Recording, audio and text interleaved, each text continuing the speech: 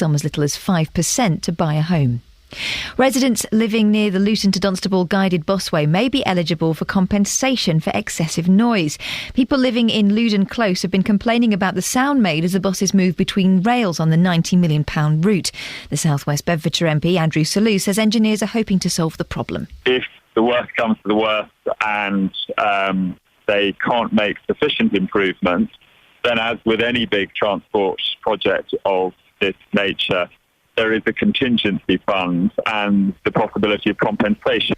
A new survey by the College of Emergency Medicine suggests almost two-thirds of A&E doctors in the UK think the job they're doing is unsustainable and say patients are being put at risk. More than 1,000 of the organisation's members responded. Sue Mason is the chair of the college's Research and Publications Committee. We have a big recruitment problem where junior doctors are not choosing our specialty to train in to become consultants. At the moment we have a big crisis at the sort of middle grade level where we only have about 50% of our posts filled nationally because junior doctors are choosing to train in other specialties that have a much better work-life balance. The European Parliament will vote later on new rules on the sale of tobacco, which are designed to discourage young people from taking up smoking. Among the measures being considered are bans on packets of 10 and the outlawing of slim cigarettes. The plans are opposed by the tobacco industry. And the Scouts have launched an alternative version of their promise in an attempt to attract atheists to the movement. While members will still have to do their duty to the Queen, there's no mention of God. In sport, Gus Poyet is expected to be confirmed as the new Sunderland manager later today. He's set to replace Paolo Di Canio, who was sacked a fortnight ago. And the weather, mainly dry with increasing cloud, but still warm with a top temperature of 20 degrees Celsius. That's 68 degrees Fahrenheit. Get the latest news and sport online at bbc.co.uk/3counties.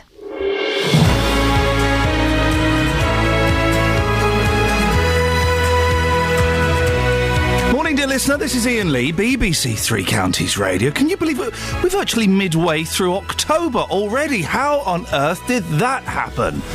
Lots coming up on the show this morning. Some cracking stuff this morning. As always, keen to get your thoughts and your views on some of the stuff. Taxi drivers in Luton say that attacks on them by members of the public are on the increase.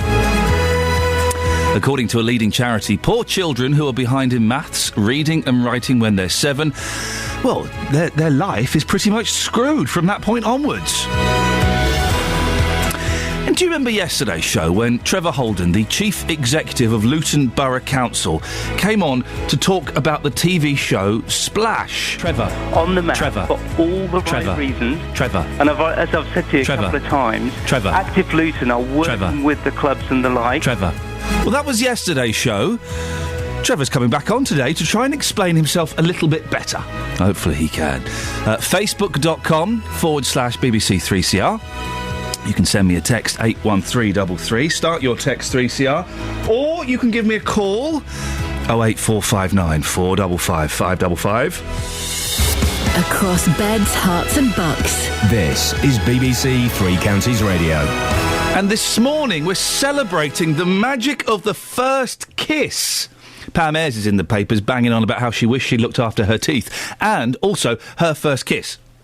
They're normally pretty sloppy affairs. I was quite a late starter when it came to all things like that. I had opportunities before, but I waited until I was 15 because I wanted to do the right thing, because I was scared witless. Of course. 08459 455 555. Let's have some of this, shall we?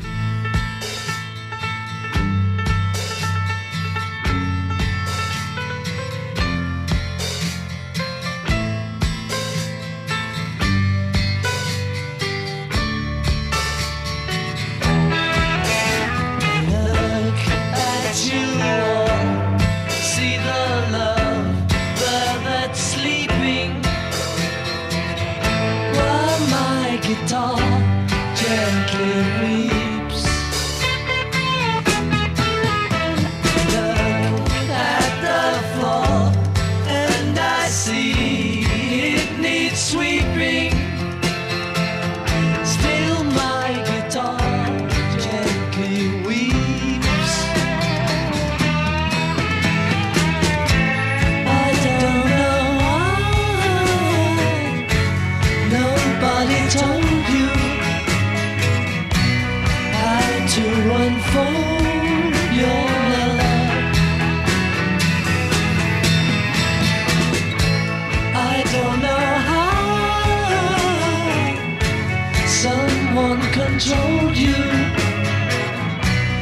my heart and soul.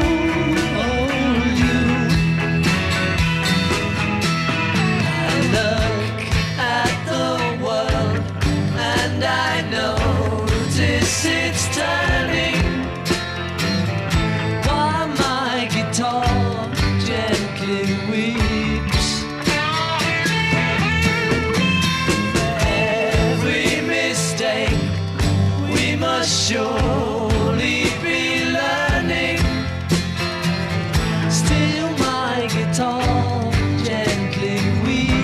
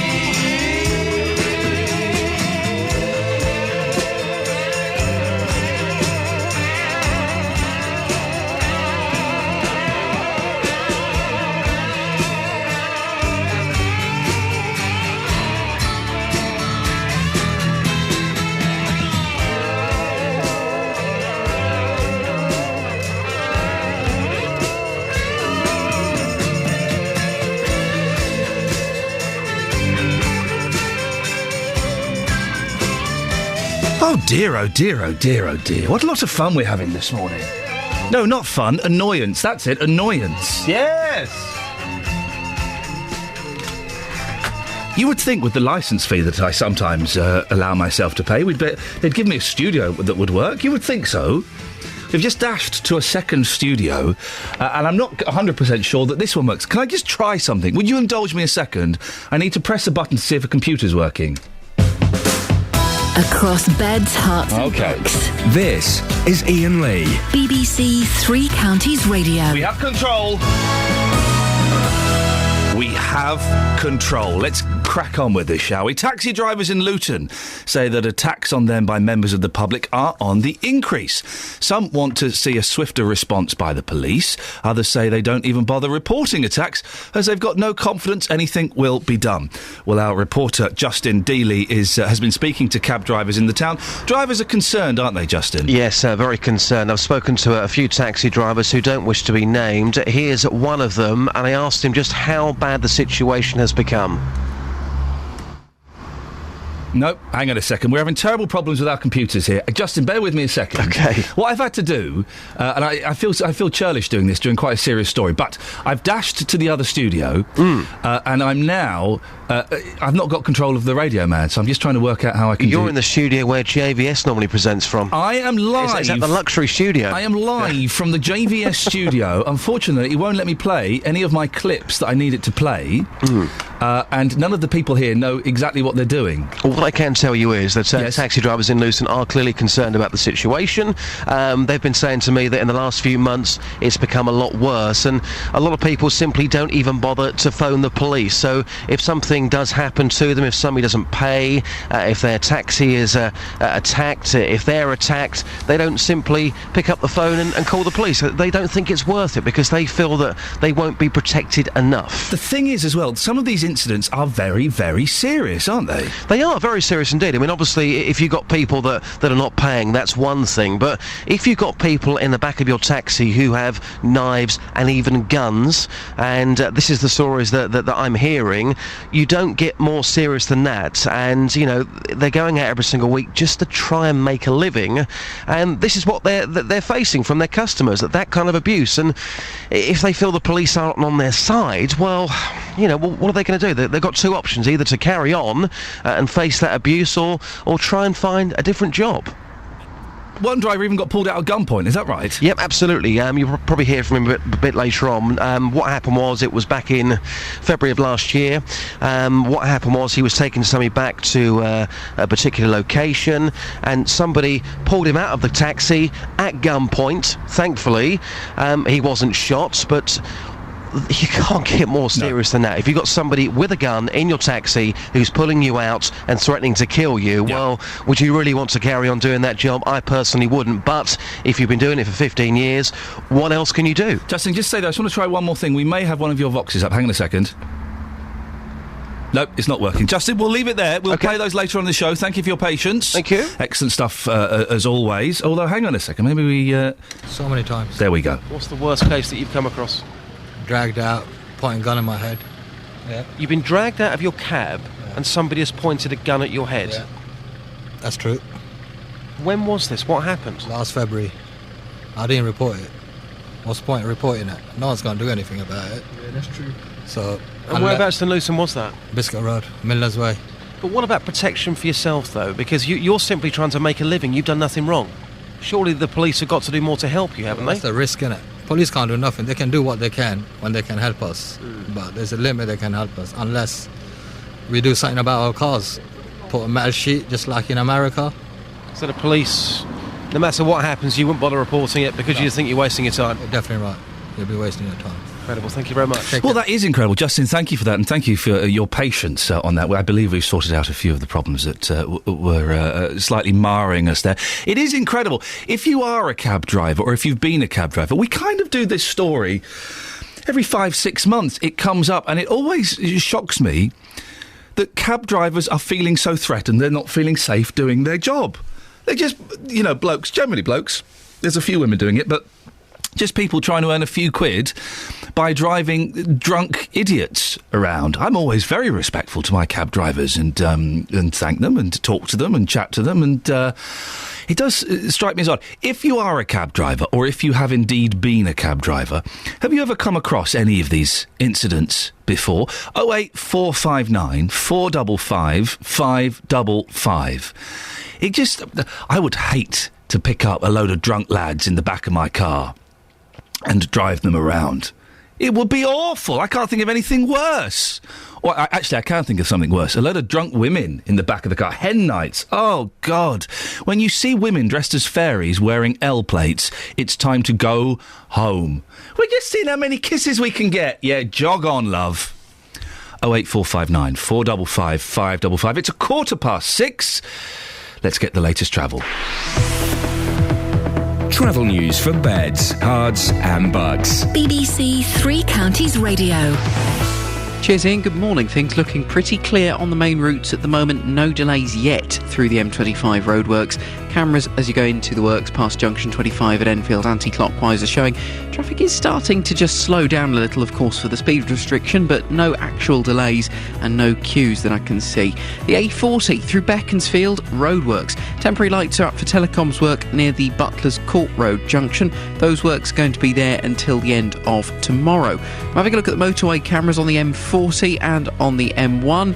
It's not as misty a start to the day as it was yesterday. There might still be a little bit of mist in some areas, but it is definitely looking clearer than yesterday, and traffic levels are still very light on all the other motorways and main A roads through the three counties. Adam Glynn, BBC Three Counties Radio. Thank you very much. 6:16 exactly. It's Tuesday the 8th of October. I'm Iain Lee, and these are your headlines on BBC Three Counties Radio. Taxi drivers in Luton say attacks by members of the public are on the increase. They're calling for more protection from the police. The cost to rent a home in Buckinghamshire has risen by almost 10% in the past year, the highest increase for any county. And in sport, Gus Poyet, whatever it is, I've probably got it wrong, is expected to be confirmed as the new Sunderland manager later on today. Your weather for Beds, Herts and Bucks, mainly dry, with increasing cloud, but still becoming warm again, with a maximum temperature of 20 degrees. Coming up, we'll be talking about the government's Help to Buy scheme that's aiming to help people who want to get on the housing ladder. Will it actually help you? BBC Three Counties Radio.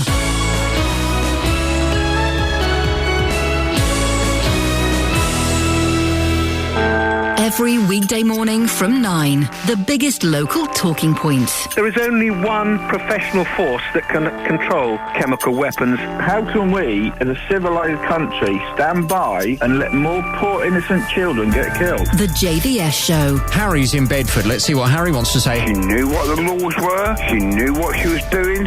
She got caught tough. I disagree with the penalty. I think that for smuggling drugs, it shouldn't be a death penalty. The JVS Show. Weekdays from 9. BBC Three Counties Radio. Take it all back, all that I said. It comes out too fast, so I just couldn't help the way that I felt. I started the fire, watching you walk. I followed you there, standing too close. It's hurting. I pictured the words, the warmth of your breath. I started the fire, it's burning. And it feels like jealousy. And it feels like I can breathe. And I'm on down on my knees. And it feels like jealousy. Seeing a light, a face in the crowd. My lonely heart is racing, and my whole world is under attack. What kind of love am I facing? Is it me that you want? Is it me you can have? Can you give me an answer? I'm tired of waiting. I'm tired of thinking. And it feels like jealousy. And it feels like I can breathe. And I'm on down on my knees. And it feels like jealousy. Oh, oh, oh,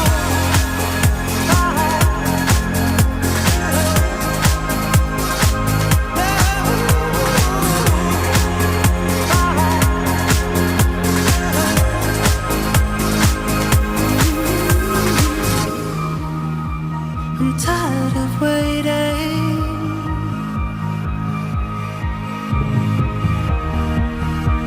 I'm tired of thinking.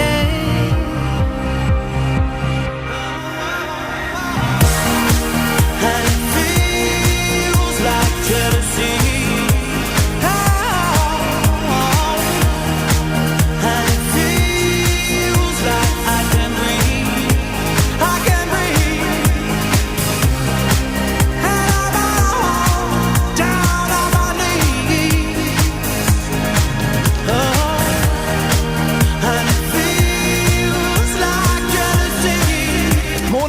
Iain Lee, BBC Three Counties Radio. 08459 455 555 if you want to give us a call. And you might not want to have your say on this, because from this week, there's more help for people who want to get on the housing ladder. The second phase of the government's Help to Buy scheme starts. And if this would be, and if these would-be homeowners live in Buckinghamshire, they could probably do with the help. Houses there have seen the highest increase for any county as prices rose 9.7%. Ouch! The initiative offers state-backed mortgages to UK borrowers with deposits as low as 5% for properties worth up to £600,000, although some experts claim it will lead to a new housing bubble. BBC, but Conservative MP Margot James thinks the fears are unfounded. She says it'll be a vital leg up for many buyers struggling to climb up the housing ladder. It takes people on average until they're about 38 years old until they can buy their first property. And the problem is not that they can't afford to buy the property, it is that they can't afford the deposit, which is now up to about $40,000 for your average house price. And that's completely unacceptable. We've got to do something to allow people to get their foot on the property ladder. Well, Hertfordshire-based property expert Henry Pryor is on the line. Morning, Henry. Do you agree with Margot James that it's a vital leg up, or are you worried about where this may lead? I think that we can all agree there's a problem, but I think I do part company with Margot in terms of what exactly the solution might be. You have two choices, inevitably. Either you help people to afford high prices by giving them money or the ability to borrow money, or you allow the market to correct itself by letting prices fall back. And obviously, politically, the second option is desperately uncomfortable, which is why the coalition government and the Conservatives in particular, at their conference last week, brought forward the controversial Help to Buy 2. Do prices ever fall down substantially, though? They always seem to keep going up. Well, they may do in our part of the world, but you don't have to go very far to find exactly what you describe and the pain that goes with it. In Northern Ireland, house prices are still, in parts of the province, 50% below their peaks reached before the credit crunch in 2007. And in other parts of the UK, we have to remember that London and the surrounding counties, Three Counties country, for example, are behaving somewhat differently from large parts of the UK where, for example, in Wales, house prices are still 2% down on where they were this time last year. So trying to put a bandage over the whole of the UK housing market has repercussions, and there's no doubt that in our part of the country and inside the M25, I suspect that Help to Buy 2 is going to fuel house prices and ironically make them even more unaffordable for people going forward. What is Help to Buy 2, Henry? How does it work? In a nutshell, and please forgive me if this is not specifically the case, but just to try and make it easily understood. Please do, yes. You go to your local bank or building society just as you would ordinarily, and you apply for a mortgage just in the normal way that you would do.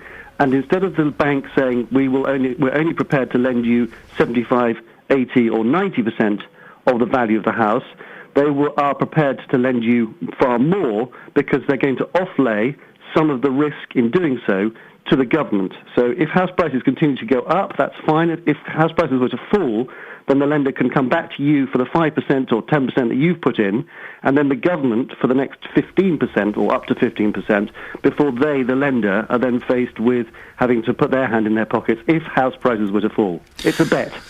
Well, it's a bet, and it sounds vaguely familiar. Isn't this the kind of thing that sort of caused the crash in the States a few years ago? You're quite right, and this is the irony. Mortgage indemnity guarantees. It's three little words that send a shiver down many people's spines.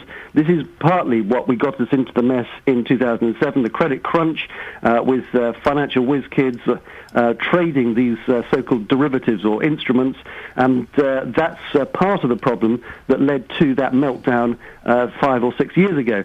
What's hopefully different this time is that the government is expecting, and many people, remember, are warning that this is actually a problem, that actually house prices are going to rise. So the government and the taxpayer, you and I, are unlikely to be on the hook and having to actually bail out lenders from this initiative, unless house prices were to fall back. But the one worry and the fear that I have is that, again, like many, many commentators and many experts, They think that eventually, when Help to Buy 2 is withdrawn, which it will be at a future date, that potentially prices at that stage become unaffordable for that generation of first-time buyers. And at that point, it's when house prices will fall back at that stage. We're just putting off, delaying, kicking the can, as they say, down the road. Henry, thanks very much for explaining that in a way that I could understand. I'm an idiot when it comes to houses. I've got a mortgage. I couldn't tell you what kind of mortgage I have. I hate it. I don't know. Henry, thank you very much. Henry Pryor, Hertfordshire-based property expert. 08459 455 555.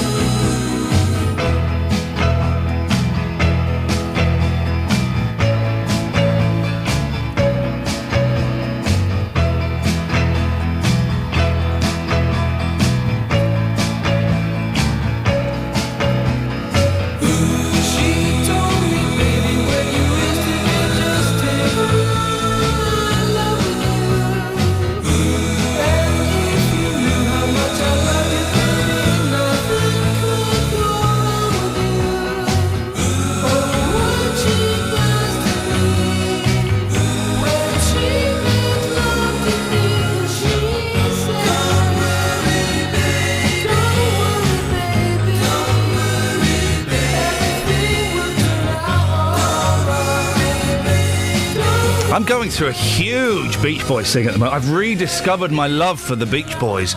Wonderful, wonderful. We'll be talking about first kisses later on. I'm keen to get your stories on your first kiss. My first one, I waited a bit. I was 15, my first one, which is a little bit late in some people's eyes.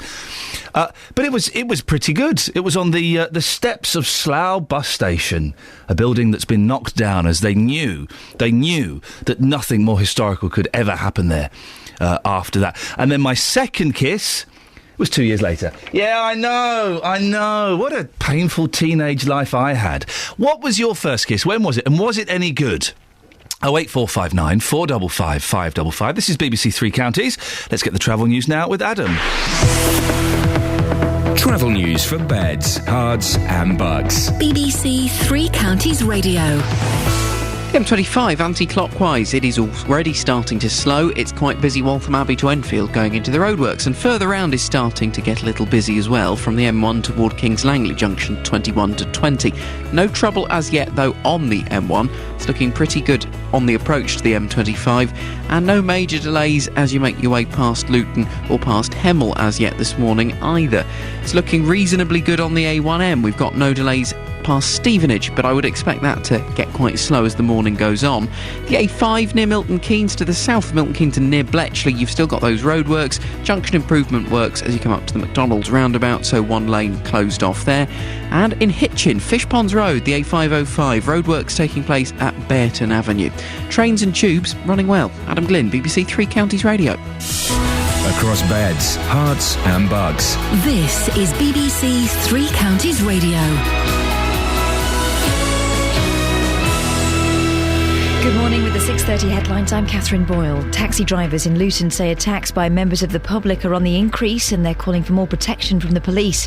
Rents have risen by almost 10% in Buckinghamshire this year, the highest increase in any county. And a new survey by the College of Emergency Medicine suggests almost 2/3 of A&E doctors in the UK think the job they're doing is unsustainable and say patients are being put at risk. Three Counties Sports. BBC Three Counties Radio. Gus Poyet is expected to be confirmed as the new Sunderland manager later today. He'll replace Paolo Di Canio, who was sacked a fortnight ago, as Iain Dennis reports. Gus Poyet has made no secret of his desire to manage in the Premier League and was desperate for this opportunity at the Stadium of Light. Sunderland are desperate after 5 successive league defeats, and Poyet will hope over the next 8 months to retain their top-flight status. Poyet was the preferred choice of Director of Football Roberto Di Fanti, but ultimately it's owner Ellis Short who decides, and he's aware of the importance of this appointment. The pressure on Poyet is to get results, but also on Short, because it's his judgment that will determine the club's future. Ashley Cole will miss England's World Cup qualifier against Montenegro on Friday because of a rib injury. He'll continue to receive treatment at Chelsea, so could possibly return for the match against Poland next Tuesday. In the Johnson's Paint Trophy tonight, there's a local derby as Stevenage host the MK Dons. The borough boss Graham Wesley says it's a chance for them to end a losing streak. We need to end the run that we're on, stop the rot and get ourselves back on the right foot. I'm sure the lads' determination will grow. I'm sure that their appetite and belief in themselves and in what we're doing will never diminish. Luton Town boss John Still may rest Alex Lawless for tonight's conference match at Aldershot. The midfielder had recently returned from injury and Still isn't sure he can play 2 games in 3 days. I am slightly aware, like we played Alex Saturday and we weren't 100% about playing Alex because it's important he plays fit. 2 games in a couple of days might be more than we want to do with him, so we might look at something there. And that's your latest news and sport. I'll be back with more at 7 o'clock. Email 3cr@bbc.co.uk. BBC Three Counties Radio. Well, we were saying earlier this morning, taxi drivers in Luton say that attacks on them by members of the public are on the increase. Well, if you have been or if you are a taxi driver, give me a call, 08459 455 555. Sandra, not her real name, is in Welland and Hatfield. Morning, Sandra. Morning. Well, are you a taxi driver? Yes, I am. Oh, you are? OK. Have you witnessed acts of violence then? Yeah, there's been quite a few in Welland and Hatfield district as well, to be quite honest. What kind of stuff is happening? Drivers are being attacked at knife point and that not being paid. And has this happened to you?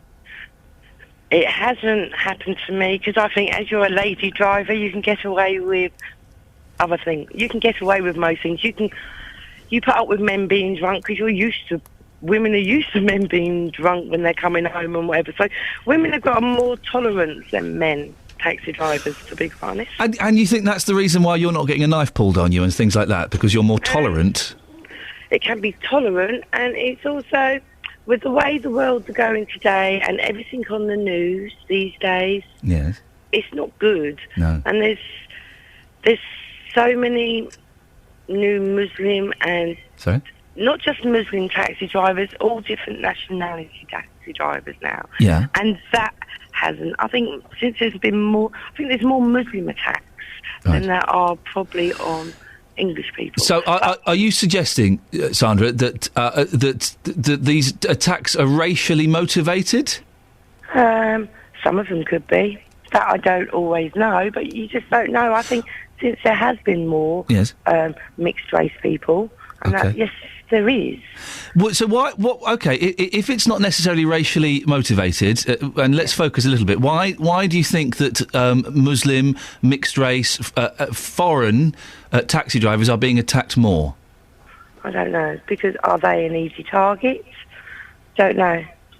Sandra, it's an interesting one. Thank you very much indeed. We kind of, wove our way around the path. I think we got there in the end. I think we managed to find the garden gate. 08459 455 555 is the telephone number if you want to give us a call. Sandra, there, who is a female taxi driver, I feel sorry for Sandra's life if she's used to drunk men coming home all the time. You shouldn't be used to it, Sandra. Expect more. But Sandra, they're thinking that perhaps Asian cab drivers and foreign cab drivers are being attacked more because they're viewed as an easy target. I don't know if I agree with that necessarily, but what do you think? 08459 455 555.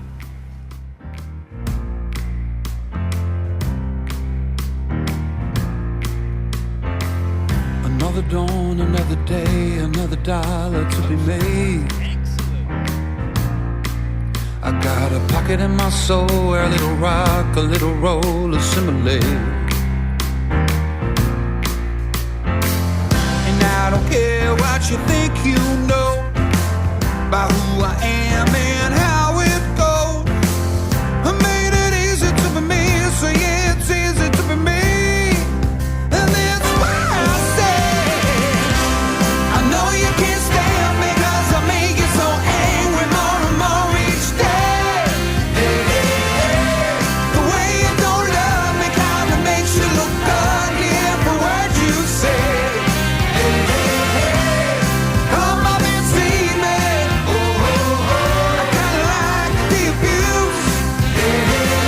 There's no room in my bed, but while you're here, just bow your head and you can shine my shoes. Shine my shoes. Get out of my lane, boy, you're not in my league. Some are born to thrive and some to underachieve. Here's something that'll make you sick. I'm as happy as a pig in shh. I've been amused, I've been admired, I've been amazed, I've been betrayed. That's why I say I know you can't stand me 'cause I make you so angry more and more each day.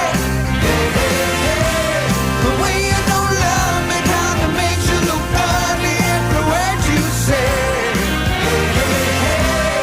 Come up and see me. If you can take the abuse. There's no room in my bed, but while you're here, then lend a hand and you can shine my shoes. Shine my shoes. Kneel down, boy.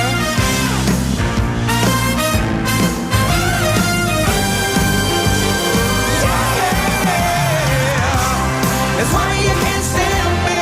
I make you so angry more and more each day. The way you don't love me kinda makes you look ugly every word you say. Come up and see me. I kinda like the abuse. There's no room in my bed, but while you're here, then bow your head and you can shine my shoes. Shine my shoes. Shine my shoes. Well, I'm confused. Until I see my face.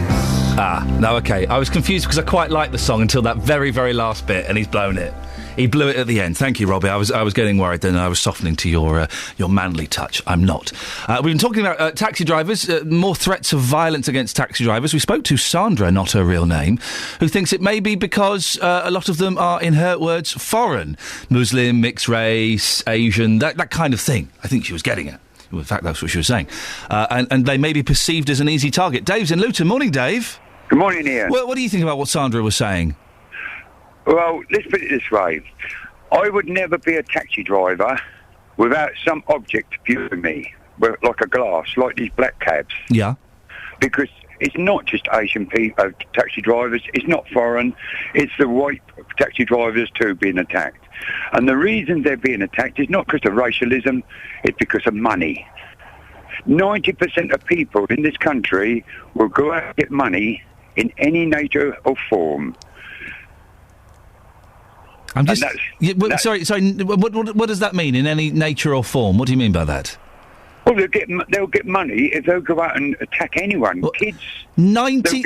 Dave, where do you get your statistics from? 90% of people will go out and attack kids or taxi drivers to get their money? No, not just kids or taxi drivers. They were shoplift. Okay. In shops. Again, I question your statistics. Where did you get the figures that 90% of people will go out and get money in any way, shape, or form? All right, we'll drop it down a bit then. 60%. Where did you get that? It's still a ridiculous. That's over half the people in this country will get their money by thievery. Well, they'll get money by... Anyway, look at the MPs of their expenses. Oh. They're getting money that way. They're not now, Dave. That's been sorted. Well, that's what you're saying, are they? No, yes, it's been sorted. They can't claim the expenses they were claiming before. It's a much tighter regulation. Right, but they were doing it.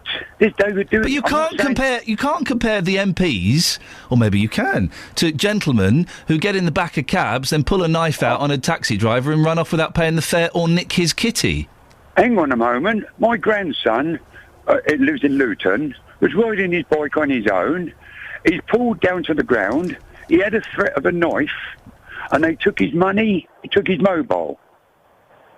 Now that's attack on a little kid. Yeah, and that's awful. Yeah, but the thing is, that's another attack. Yeah. And what they're after is the first thing they asked him, where's your money? Yes. Have you got any money? Yes. We're not worried about his mobile. They did take that, but where's your money? Yeah. And this is what they want. They want money, anybody. Yes. And you look at it, Ian, even yourself, you want money over your wages. Yeah, 90% of people want their money, and they'll get it in any nature or form. We've gone back up to the 90%. So you're saying 90% of people will resort to thievery? Well, that is what I think, personally. 90% of people? Yeah, but see, the thing is, money is the root of all evil. No, it's not. It is. No, it's not. Isn't it? No. So you're denying the saying that's been going around for hundreds of years. There's no such saying. Money is the root of all evil. There's no such... That's not the saying, Dave. Isn't it? No, it's not. Well, the saying that I've been told many years when I was a little kid is wrong then. It is wrong. Shall I tell you what the correct saying is? Yeah. The love of money is the root of all evil. Subtle difference. Is it? That's the first time I've ever heard that saying. Well, that's the correct full quote. Well, you can thank me later, Dave. I don't need your... Hang on a minute. No, it's nice. It's nice to see you back, Ian. Are you the Dave that I've banned from this show? Cinder. Away with you. Away with you, for goodness sake. It's the love of money is the root of all evil. You see, you learn things on this show. Not every day, maybe not even every month. But you learn these things. Now, who knows who that quote is by? Who knows who the quote originates from? Anybody? 08459 455 555 is the phone number. What's this? Wurzel's agreeing with Dave. What's Wurzel agreeing about? Come on, come on the speakerphone. Now, what do they call it? They call it a microphone, don't they? Wurzel, what's Wurzel saying? Wurzel is saying you've got it wrong. What have I got wrong? That it's not the love of money which is the root of it. I agree with you, by the way, at this stage. Oh, well, But Wurzel says that Dave's got it right. It's just money is the root of right, okay. Where is I can see how this show is going to develop for the next 2.25 hours. There's all this preparation and thought we've put into it. It's good. Thank you very much, producer Tara, for turning up today. I know, I'm being cheeky. It is. Wurzel and Dave, you're wrong. The love of money is the root of all evil, and it's a subtle difference. It's a very subtle difference, but an important one. Now, the next question for you, class, is who originated that quote? Where does it come from? 08459 455 555 is the telephone number. Facebook.com/BBC3CR. Or you can send me a cheeky text, 81333. Start your text 3CR. Let's get the travel news now. Here's Adam. Travel news for beds, cards and bugs. BBC Three Counties Radio. Getting pretty busy on the M25. Heavy traffic now, Waltham Abbey to Enfield as people make their way into the roadworks section, anti-clockwise junction 26 to 25. It's slow as well from the M1 to Kings Langley, junction 21 to 20, and from Maple Cross to the M40, junction 17 to 16. Also some delays as you make your way into London if you're using the A1, southbound as you go through Borehamwood, from Stirling Corner toward Apex Corner. On the cameras there, traffic is definitely starting to build up. We've got no delays yet yet this morning on the M1. Certainly it's slowing up in spots past Luton and down toward the Hemel area around junction 8 and 7, but it's not a big queue and everything is at least on the move. Adam Glynn, BBC Three Counties Radio. Adam, thank you very much indeed. 6:45, it's Tuesday the 8th of October. I'm Iain Lee. These are your headlines on BBC Three Counties Radio. Taxi drivers in Luton are calling for increased police protection after an increase in attacks by members of the public. Rents have risen by almost 10% in Buckinghamshire this year. That's the highest increase for any county. And in sport, Ashley Cole will miss England's World Cup qualifier against Montenegro on Friday because of a rib injury. Coming up, we'll be asking, can a child's future be determined at the age of just 7? We'll also be speaking to Justin Daly and finding out about his first kiss. But before that, let's get the weather. Here's Kate Kinsella. Beds, Hearts and Bucks weather. BBC Three Counties Radio. Good morning. Well, we've got a fair amount of cloud around this morning, but it does mean it's a relatively mild start to the day. Temperatures all in double figures, between 13 and 14 Celsius at the moment. There is a little bit of mist out there, particularly for parts of Buckinghamshire and Bedfordshire, but it will lift quite quickly, and the cloud should break from time to time as well today, so we should see at least 1 or 2 sunny spells. Now, it's potentially the last of the warmer days, I'm afraid, the maximum getting up to around 19 or even 20 Celsius, but don't get used to it. Unfortunately, it's all changed tomorrow. Now, overnight tonight, it is rather cloudy. We might get a bit of rain around tonight, but this cloud helps to keep the temperature up. We should all stay in double figures, 11 or 12 Celsius, the minimum temperature. A grey start to Wednesday, still 1 or 2 showers around, but we should get some sunny spells, but it's going to become breezier through the course of the day tomorrow, and it's certainly going to feel cooler. The maximum only getting up to 16 Celsius, then overnight Wednesday into Thursday, the northerly flow takes hold. Quite a brisk northerly wind in place for Thursday, so the temperature will really start to struggle. And that's your forecast. Every weekday from 12, Nick Coffer brings you... 30 years ago, Doug Moody set up the Greenbank Music School in Luton with a philosophy that music should be fun. It was getting other people involved, just doing everything. I'm just a person that just loves to do things. Nick Coffer. EOS have decided that for their September show, they'll be performing their version of the Tony Award-winning musical Rent. 525,600 minutes. Quirkology follows the clumsy, endearing life of Rupert Quirk. A lot of people have actually said, you know, he's just an exaggerated version of himself. Nick Coffer, weekdays from 12 on BBC Three Counties Radio. Now, according to the charity Save the Children, poor children who are behind in maths, reading and writing when they're 7 have their life chances virtually determined. The charity says being behind in these skills when they're so young could prejudice their future. Well, someone who has years of experience teaching children this age is the deputy head of Onslow St Audrey's School in Hatfield, Dave Allen. Morning, Dave. Good morning. Dave, there is that saying, isn't there? Give me a child and by the age of 7, I'll show you the man, or something. Is 7 years of age too young to determine a child's future? Yes, I think it is. I mean, as an education professional, I would like to think that we do have some impact on children who are older. I do have some sympathies with the report because I think there are some children who, despite their potential, don't meet it because of the support they sometimes get at home. But and is that from a financial reason or is that from a bad parenting? I don't think it's necessarily bad parenting, and I need to be very clear here that I think it's a small minority. I think sometimes it's more to do with low aspirations and expectations, and certainly in my 20-odd years of teaching, I have met parents who make the wrong choices for the young people, don't necessarily value education and don't see education as a way out of the situation that they have been in. And why is that, Dave? Is that simply because of the way that their life has turned out and that they don't trust the system, they don't trust schools? Where does that come from? I think that is the case for some people. I think that in the past, I think that those parents have had a poor education, perhaps had a bad experience at school, and therefore some of those issues come through when they're working with schools. How important is grasping reading and writing and arithmetic at a young age? Absolutely essential. I mean, it's a thing that we focus on all of the time, and so does every other school. I think without good literacy and numeracy skills, I think a child's future is is not a good one.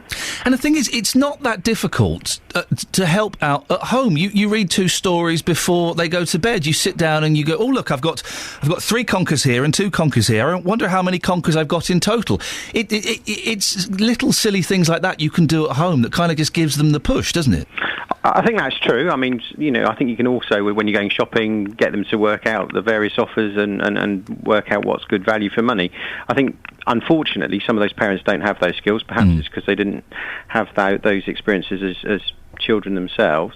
I think sometimes it's all too easy, isn't it, to put them down in front of the television or to put them in front of the Xbox. And I think, sometimes I think we need to make sure we have dinner or lunch or whatever with the kids and talk about their day and spend time with them reading and playing games with them. It's an old-fashioned concept, but it's a very valuable one. Dave, thank you very much indeed. That's the Deputy Head of Onslow St Audrey School in Hatfield, Dave Allen. He's right, sitting down with the kids and having your meal with them, or not even necessarily having your meal with them if you can't, but sitting down with them while they eat and talking to them. What happened at school today?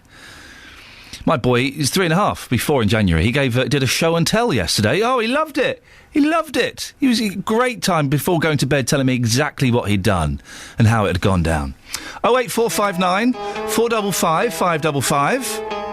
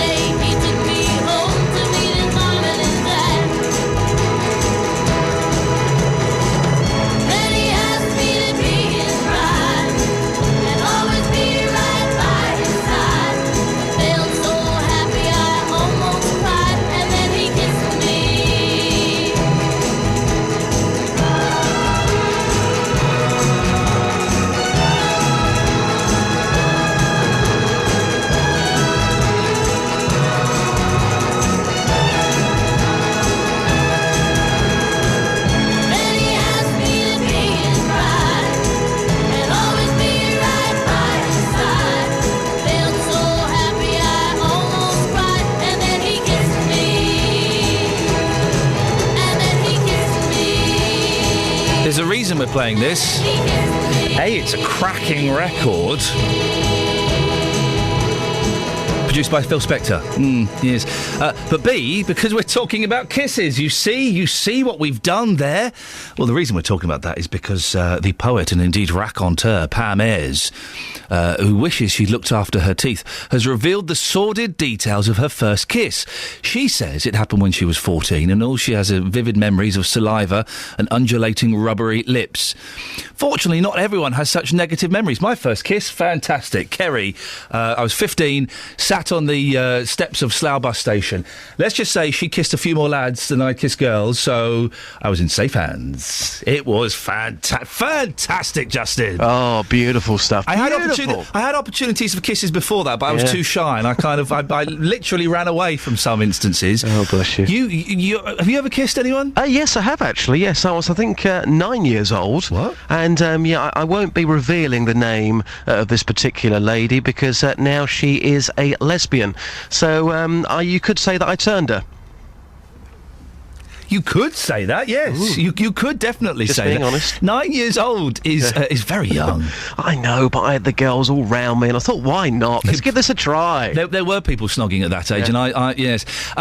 Justin, you've been talking to people about this, haven't you? Yes, you're shocked by that, aren't you? I am a little bit shocked, yes. I have been talking to people very early this morning about their memories of their first ever kiss, and here's what people have had to say.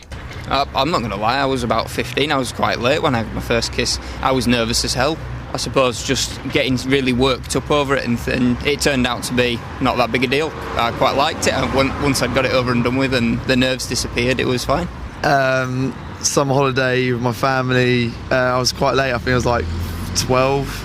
Her name was Claire. She spoke really weirdly. It's my first kiss on holiday. I remember crying my eyes out when it was the end of the holiday because really, because it was like first love, sort of puppy love sort of thing, first kiss. So that was when you were 12. Have you spoken to her since? We were like pen pals for like a year, believe it or not, and then it just faded out as it always does. Write to her again today. Now she's fresh in your mind. You can do this. Come on. Maybe I don't. I wouldn't even know her address. It's long gone. Okay, just lastly, you said it was a holiday. Whereabouts were you? Isle of Wight. Isle of Wight. Yeah. That's where it all happens. Yeah, it's the place for the young kids. Isle of Wight. Yeah. It's a great story. Thanks very much. No worries. Thank you. Madam, we just want to know this morning, what's your memories of your first ever kiss? I was about 10. 10? Yes. Mucky little thing, you. I know. Yeah, I'd known him since I was like 3 years old. So he was like my first. What, and that makes it acceptable at 10 years old? It was just a kiss. Yeah. And what was his name? Mark Cook. Okay, so Mark Cook, when you were 10 years old, where is Mark Cook now? He lives in Australia now. Oh, does he? Yeah. We're still Facebook friends. Oh, that's nice. Yeah. Okay. Yeah. And at 10 years old, the experience out of 10, how would you score that? Was it terrible? It was very terrible. Yeah, very, very terrible. Can I help? Good morning, sir. I'm Justin. I'm working with Iain Lee. There's not many people out on the street, so can I ask you a quick question? Is that okay? We just want to know, what's your memories of your first kiss? Nah. No memories. No memories? No. Oh, come on. Who was she? Hello? Hello? Oh, it's gone.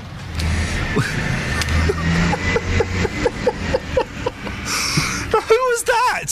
Somebody on an intercom system somewhere. I think we should try this. This could be a new regular feature. It did sound excellent. It's very, very naughty of you, though, Justin. The intercom of the day. How can people not remember their first kiss? Oh, he does. He's just embarrassed about the situation. Apparently, somebody told me that he was down in Bournemouth somewhere. So I pressed the button for a car park, and it was their head office down in Bournemouth. But, of course, he's got memories of his first kiss. Every single person listening this morning will have a good or a bad memory about their first kiss. Justin Dealey, excellent stuff. Thank you very much. We'll speak to you later on. Is Justin Dealey there?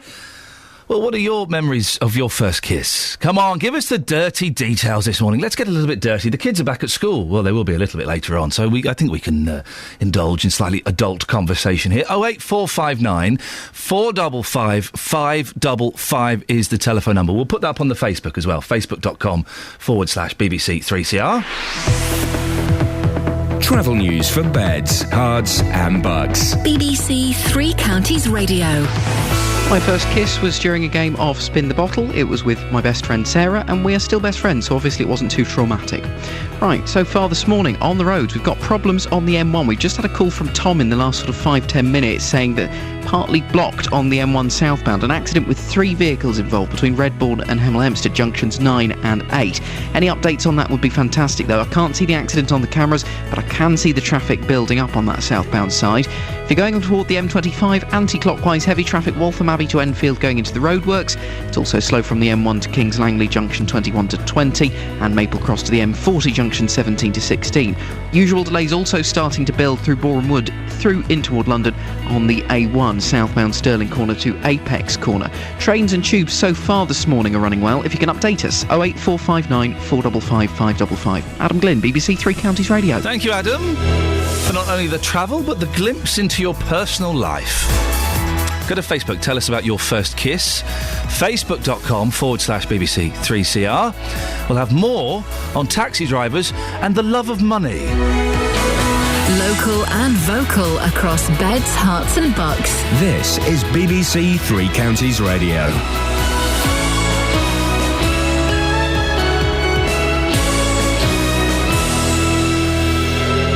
Morning, it's 7 o'clock. I'm Catherine Boyle. The headlines: Luton cabbies complain of attacks, banks launch buy-to-let mortgages, and EU votes on smoking crackdown. BBC Three Counties Radio. Taxi drivers in Luton are calling for more protection from the police after a spate of attacks in recent weeks.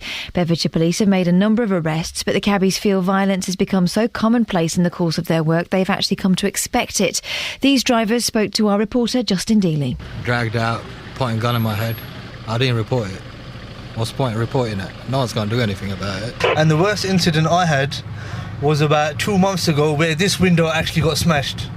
The guys refused to pay me. More on this coming up next with Iain Lee. Rents have risen by almost 10% in Buckinghamshire this year, the highest increase for any county. That's according to the Valuation Office agency, who say private rents increased by £75, which is well above the national average. This comes as banks give more details of the mortgages they'll offer under the government's expanded Help to Buy scheme. Simon Gompetz has more. The deposit can be as little as 5% of the price. To encourage banks to lend the remaining 95%, the government will provide a taxpayer guarantee to cover 15% of the loan. RBS and NatWest are offering a 2-year fixed-rate mortgage starting at 4.99% under the scheme. Halifax will be taking applications in a few days, and Virgin Money will join from January. The House of Commons Treasury Select Committee has published a report repeating concerns that Help to Buy could raise house prices rather than encourage more building. But the government view is that the market's recovering from a low base and that the initiative will help hundreds of thousands of families to get a foot on the ladder. An organisation that represents senior clinicians in accident and emergency departments across the UK says excessive pressure on staff could be putting patients at risk. A report by the College of Emergency Medicine entitled Stretched to the Limit concludes that without urgent action, A&E departments won't be able to give safe, consistent care. The European Parliament will vote later today on new rules on the sale of tobacco designed to discourage young people from taking up smoking. Among the measures being considered are bans on packets of 10 and the outlawing of slim cigarettes. The plans are opposed by the tobacco industry. The Scouts have launched an alternative version of their promise in an attempt to attract atheists to the movement. While members will still have to do their duty to the Queen, there's no mention of God. In sport, Ashley Cole will miss England's World Cup qualifier against Montenegro on Friday because of a rib injury. He'll continue to receive treatment at Chelsea, so could possibly return for the match against Poland next Tuesday. Leighton Baines is now favourite to start at left-back, while Roy Hodgson has called up Kieran Gibbs of Arsenal to his squad of 23. England need to win both matches to guarantee qualification for the finals in Brazil next summer.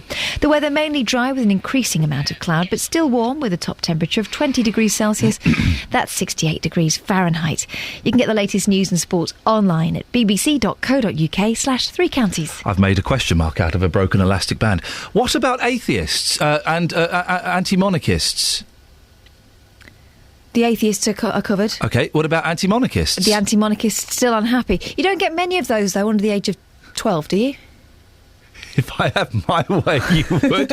Hey, Catherine, you've been around the block a few times. You're a good girl. Everyone knows that. You're a good time girl. Wow.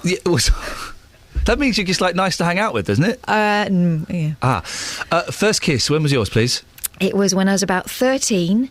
French exchange. Oh, they were over here. No. Easy prey. Oh, no, Catherine. And it was round the back of Stevenage Ice Rink. I expected so much more of you. A French lad. Yeah, Nicolas. That's a girl's name. Well, it had an S on the end, but no one pronounced it.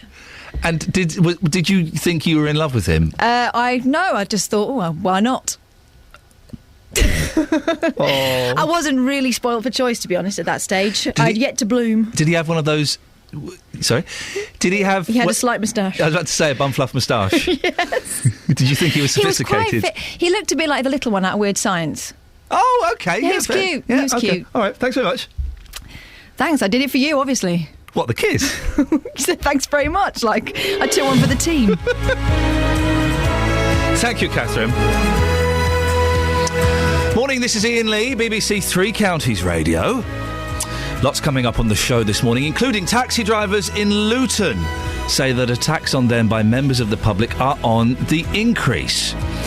According to a charity, poor children who are behind in maths, reading and writing when they're 7 have their life chances virtually determined.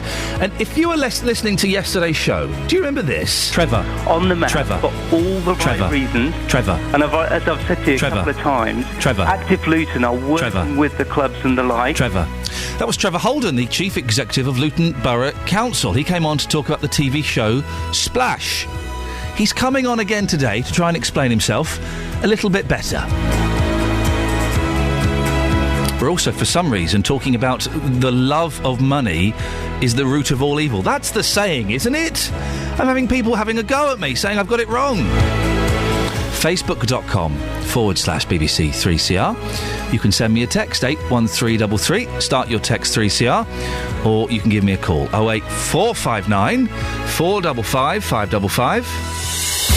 Across beds, hearts and bucks. This is BBC Three Counties Radio.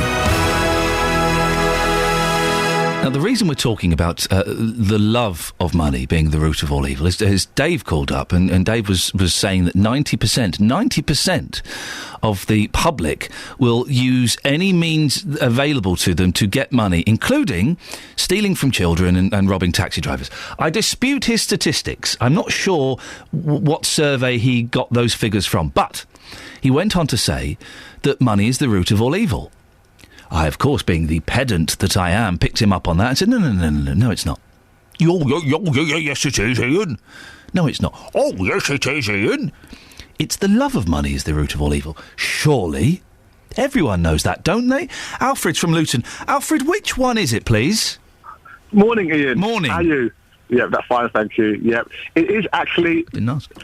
The love of money is the root of all evil. You are right, Iain. I am right, aren't I? You are correct. You are correct. Certainly so, young man. Let's. If you were here now, I'd be high-fiving you and hugging you like we were football players. Well, I'm sitting in my lorry cab now. And I'm giving you a high five back. I'm sitting in my lorry cab now. I'm a lorry driver. Yep. Okay. Yep. Panic there for a second. I'm giving you a high five back as well. High five back, brother. Now, do you know where the quote comes from? I do. It comes from the Bible, the New Testament. And it's from 1 Timothy chapter 6, verse 10. Okay. And now, do you know that off by heart? That are you ever a religious man that can quote pages from the Bible, or have you looked that up?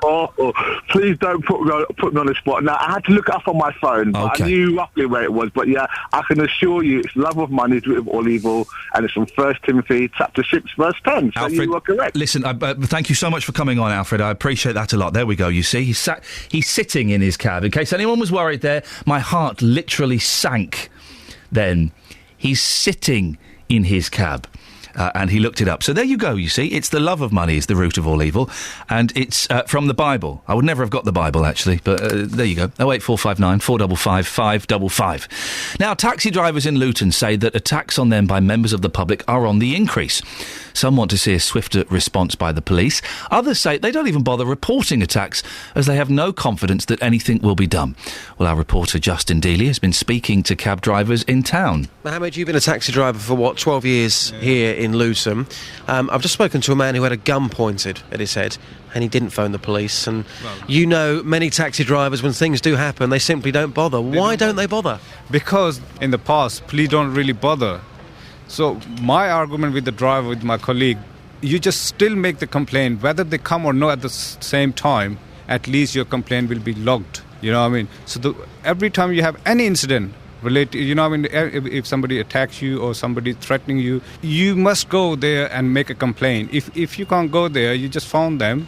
You got something to, you know what I mean, is on the record. So the conversations you're having with your colleagues, the majority have lost all faith in the police to protect them. Yeah, that's true. Because police fail to do anything. Police do say, I mean, I can give you another example. About 7-8 years ago, I picked up a fare. I wasn't driving the black cab, I was driving private hire. I picked up two young girls. They bought £7 fare. I brought them outside their house, and they refused to pay me. I said, all right, get out. I'll ring the police. And police say this is a civil matter. At that time, I asked the lady over the phone, I said, can I have your name and your PC number? Because you telling me it's a civil matter. It's not a civil matter. It's robbery. Yeah, it's a criminal. If you're not going to send somebody right now, I want your details so I can make a complaint against you because you attended my call and you're not bothering anybody to this incident point. And within 5 minutes, she said, "Oh, I'll send somebody around." So the police came. But the point was, if, like other drivers, I would have said, "All right, what police told me is a civil matter." It's only because you forced the issue that something was done and you knew your rights. You know what I mean? So that's it. So that's why my argument with my colleague is, you must tell the police. 2 out of 10, they probably do bother about it, but 8 of them, they don't bother. Well, that's Justin Daly speaking to a cab driver in Luton. I'm joined on the phone now by Lewis Williams, who is a private hire driver in Bedford, who's called for cameras to be installed in cabs. It makes sense, doesn't it, Lewis? Or if something happens in your cab, you should report it. He's absolutely and totally correct. There are times when the police don't appear to respond to incidents, but if it's logged, they can build up a crime picture. If they only know of one incident and one report in 2 years, then they say, okay, there's no problem. If they get 10 or 20 reports in a week, then they know that they've got a problem, and they will then prioritise and sort that out. Why are why are cab drivers so reluctant to report incidents? I think there are two reasons. Your reporter was absolutely correct in the interview that he was doing, that the drivers do feel that sometimes the police do treat it as a civil matter. However, there is an argument that there should be more contact between the police and the council and the drivers on a regular basis, whether it's Luton, whether it's Bedford, whatever local authority it is, so that any differences can be addressed, can be sorted straight away. It's like the cameras in the car. Sometimes they can be used more. I make it clear, by the way, to anybody who's listening, that the cameras are not accessible by the drivers themselves. They are a security system where the only people that can access the photographs, the photographic images, are the police. Okay, so because there's some people might be concerned that some drivers might be having a right old perv up over them, but they don't have access to the film. Where is the camera situated? That is entirely up to the people who are installing the system, and in actual fact, they're designed, as with a lot of security cameras, you don't necessarily know where they're located, and there are security reasons for that. And how many cabs in Bedford have these cameras now, Lewis? It's difficult to put a number on it because there are some that have them installed, there are some that don't. And so I don't know what the exact number is. I don't think anybody has actually sorted that number out. I think the important thing for people to remember, though, is that they're there to protect as well. For example, I mean, it could be the other way around, where there is a dispute between the customer and the driver, and the security camera can be used as evidence in either way. So there are the benefits of both. Has it had an effect, the cameras? Has it had an effect? Has it reduced crime? I think, as with all security measures, whatever they are, whether it's talking to the drivers and making sure that they're aware of how they can protect themselves, whether it's the cameras, all sorts of information can be of help in reducing the crime and putting the drivers into a position where there is no assault on them. But the main point is that whatever happens, make sure that they keep reporting the incidents. And this is the prime thing. The driver you were talking to is quite correct. The drivers do feel that they don't get the support, and in many cases that is correct. And he is absolutely correct. It is a crime not to pay. The Bedford drivers now have a ticket in their vehicle, reminding customers that it is a crime. So there are different ways that we can do it, but I think the main thing is, and I think that what we need to have more is more contact between the drivers, the police, the local authorities, talking to each other, sorting out their differences, making sure that they understand each other's needs. For the police to understand the needs of the driver when they make a call, but for the drivers to understand why it may be that sometimes the police can't come out. For example, if somebody's done a runner, there's no point in the police attending because the person has already gone. But at least if it's reported, we get an idea of where the problem areas are. So it helps the drivers. Lewis, thank you very much indeed. Lewis Williams, private hire driver in Bedford. He's been calling for cameras to be installed in cabs, and a number of those cabs in Bedford do now contain cameras. If you've been a cab driver, if you are one, if you're married to one, what stories have you heard? I mean, we're getting some pretty graphic stories of people having guns pointed at their heads. What stories have you heard? What's happened to you? 08459 455 555 is the telephone number. I'm Iain Lee. This is BBC Three Counties Radio. Let's get the latest travel news now, shall we? Oh, no, travel's not in yet. Well, wait, I was jumping the gun there. I got a little bit excited. Adam Glynn, who's normally bang on the money, normally steams up quite early, but he's late today. Well, in that case, we'll read one of these texts, shall we? Look, a text on taxi driver. Iain, I used 2 Luton taxis on Saturday night. Both drivers struggled to speak English, and I had to give directions, as they didn't know the destinations, which were both in Luton. This happens all the time. So annoying. Sharon in Luton. I'm not worried if they don't speak English, as long as they can understand where I want to go and know how to get there. That is bad when a cab driver says, so I've had that. You get in the back of a cab. What's the best route, they say. Tell me, what's the best route? I don't know. You're the cab driver. What route would you normally do? I've never done this journey before. Then they start looking at maps or get their sat-navs out. You should know the route, guys. Come on. 08459 455 555. He's in. He's docked. Let's get the travel. Travel news for beds, cards and bugs. BBC Three Counties Radio. Standing to attention, or more accurately, sitting to attention, the M1 northbound problems blocked by an accident it's just before junction 4 at Edgware, and it's for traffic, of course, leaving London and coming up toward Hertfordshire. Congestion is already back to the London Gateway services. Traffic's being held there at the minute on that northbound M1 as police attend to a car that's hit the central reservations. That's around junction 4 at Edgware. Southbound on the M1, we've got a partial blockage. This was the one that Tom called us about earlier this morning. An accident with 4 vehicles involved between junction 9 at Redbourne and junction 8 at Hemel Hempstead. That is already slow back to junction 10 as you go past Luton Airport. High Street in Westerning, the A5120. We're hearing reports of an overturned car at Flitwick Road. It's on the roundabout there, affecting traffic between Flitwick and Westerning this morning, thanks to Anne, who called us.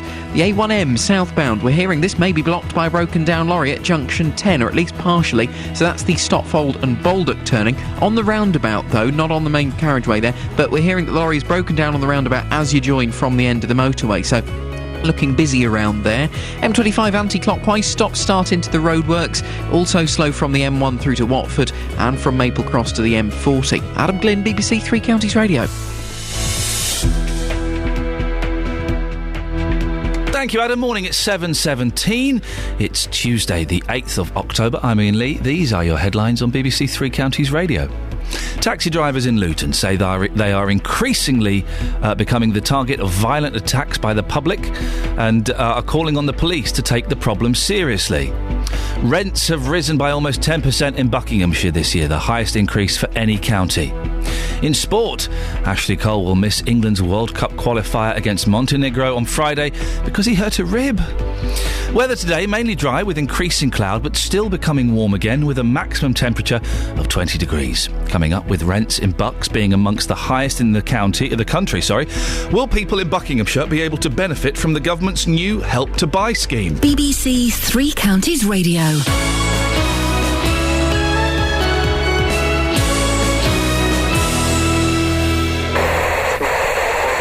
Interesting. Katie Hopkins, who's a businesswoman and a broadcaster. Isn't it annoying when you just miss the end of something? Close to the headlines, there's a full bulletin at 4. You have to turn the radio off.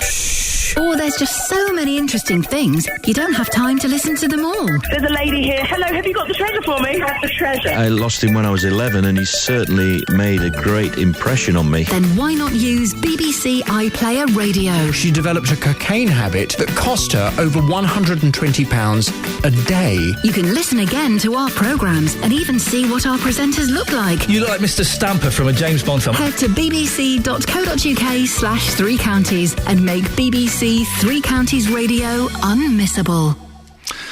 From this week, aspiring homebuyers will be able to start applying for the second phase of the government's Help to Buy scheme. And if they're buying in Buckinghamshire, they might need it. The county has seen the highest rises in prices in the last year, 9.7%. The Right to Buy initiative will offer state-backed mortgages to UK borrowers with deposits as low as 5% for properties worth up to £600,000. But critics say it could lead to some people taking on too much debt. Some reckon it could even create a fresh housing bubble. The decision to bring forward the scheme was announced by David Cameron last week. As Prime Minister, I'm not going to stand back while people's aspirations to get on the housing ladder, to own their own flat, to own their own home, are being trashed. That's why we need to act. Well, Sophie Chick is from the estate agent Savills and joins me now. Morning, Sophie. Morning. How will Help to Buy change the way that you as an estate agent operate? I don't think it'll have a fundamental change on the effect for estate agents and how they operate. If anything, we might find that the business is a little busier if we do see the increase in transactions that we're expecting to see. It's going to make it easier for people to get on the property ladder, isn't it? That's the basic premise. I think that's one of the key points. You know, it will help some people, but what everyone sort of needs to understand is it's not the free lunch that everyone seems to think it is.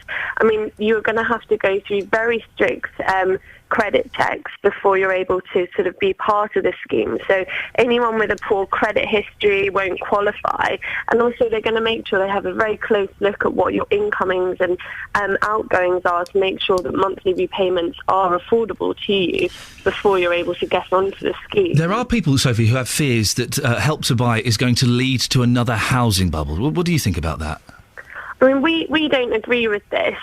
We have actually revised our house price forecast for over the next 5 years, and we did increase them once Help to Buy was introduced. But actually, for the UK average, we're only forecasting 18% growth over the next 5 years, which does sound like quite a lot. But actually, when you take into account inflation, that's only a 3% real house price growth over that period. So we're nothing like sort of bubble territory. We're not talking sort of 2006, 2007 levels of growth here. This is going to be great for you, though, isn't it? Whether people can afford their houses or not, you're going to do more business and you're going to make more money. So estate agents must be embracing this.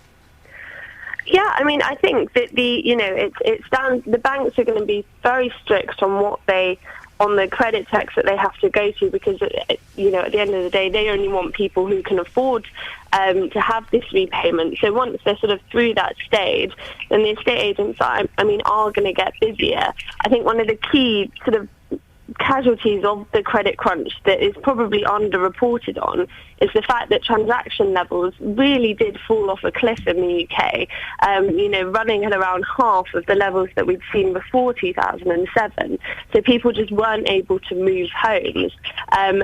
We are expecting those transaction levels to pick up, but we still don't think, even with Help to Buy, that they're going to reach the levels that they were before 2007. They'll still be around 25% below. Sophie, thank you very much. Sophie Chick from the estate agent Savills. Call 08459 455 555. BBC Three Counties Radio. This is Iain Lee, BBC Three Counties. Shall we have a look at the front pages? Oh, look!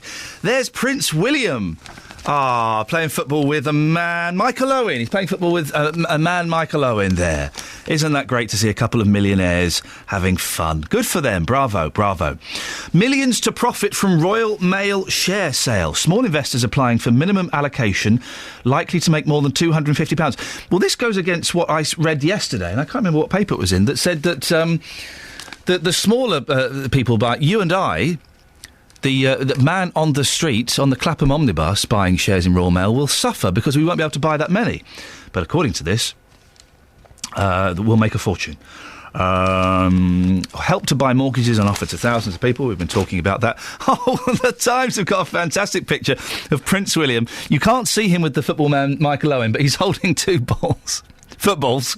Excuse me. Footballs he's holding. Oh, he's not doing a Gaza. The Times. Thousands face fines for claiming child benefit. Middle-class parents ignored new tax laws. Tens of thousands of middle-class parents face steep fines on top of losing child benefit because they failed to register on time for their tax return. Oh, dear. And Miliband promotes new breed of loyalists. I don't really... The Independent. China to US. Get your fiscal house in order. Wow, China is telling America what to do. Superpower warns that clock is ticking over shutdown crisis. Are they still shut down, America? I kind of missed out on this last week. When I was off poorly, it's a kind of a metaphorical two fingers up to everyone. I always get very grumpy when I'm poorly. So I didn't read or watch any news. I shut off from the world. So I know that America closed down. I kind of assumed they'd sorted it out, but they haven't. China, the biggest foreign creditor of the United States, has waded into the American budget crisis, warning Congress it must resolve the political impasse over the debt ceiling without further delay. There's sex. Let's not talk about it. Page 20. There's lots of programmes on at the moment about sex. What's this about? And again, if you've got young ears, maybe put some cotton wool in there.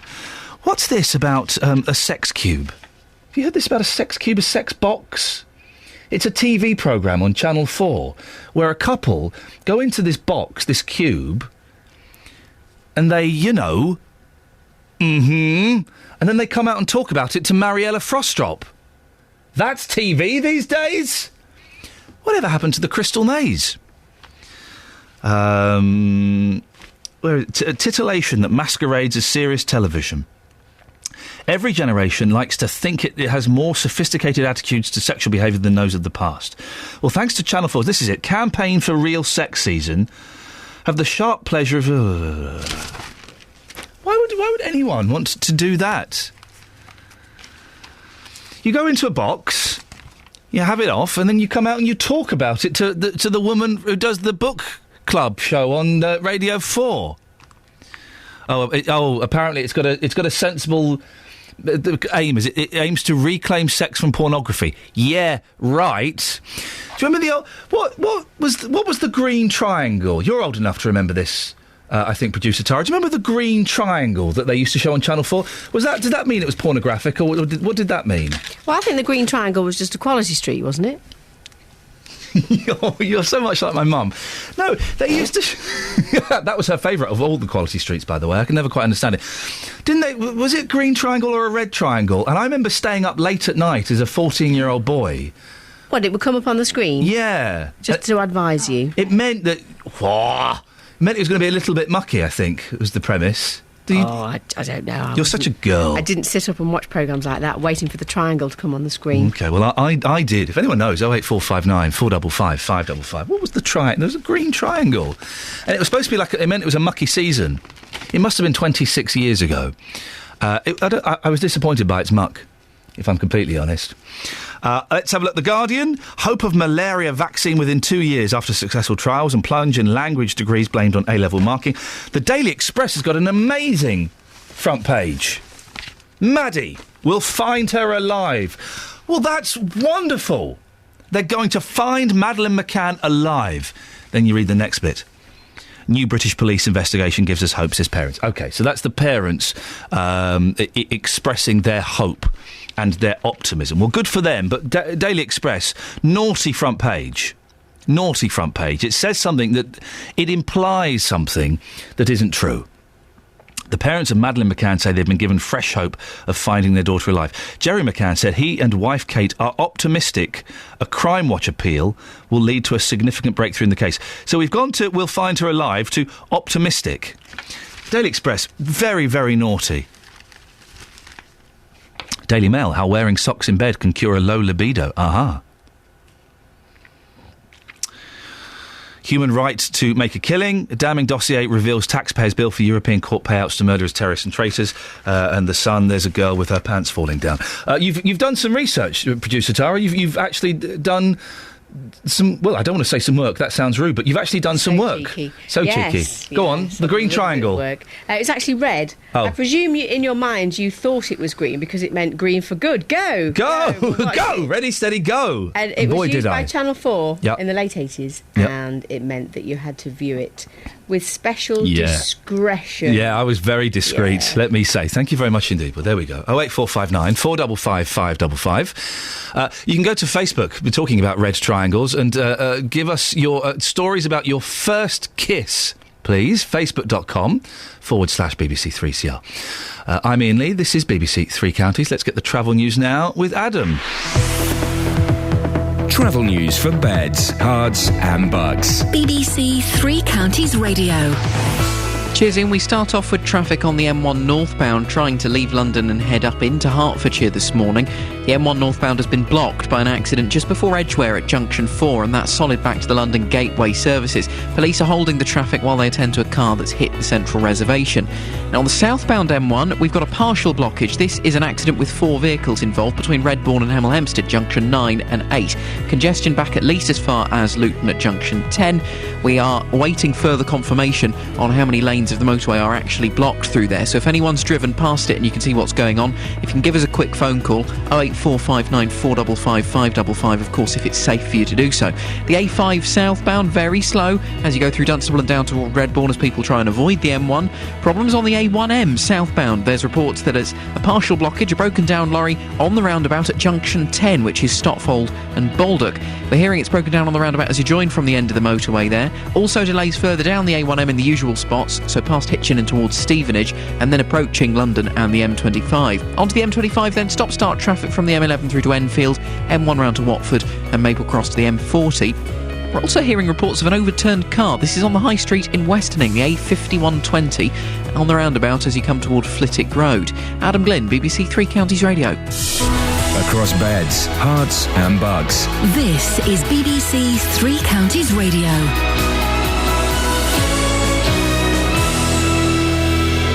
Good morning. With the 7:30 headlines, I'm Catherine Boyle. Taxi drivers in Luton say attacks by members of the public are on the increase, but the police seldom take them seriously. Rents have risen by almost 10% in Buckinghamshire this year. That's the highest increase for any county.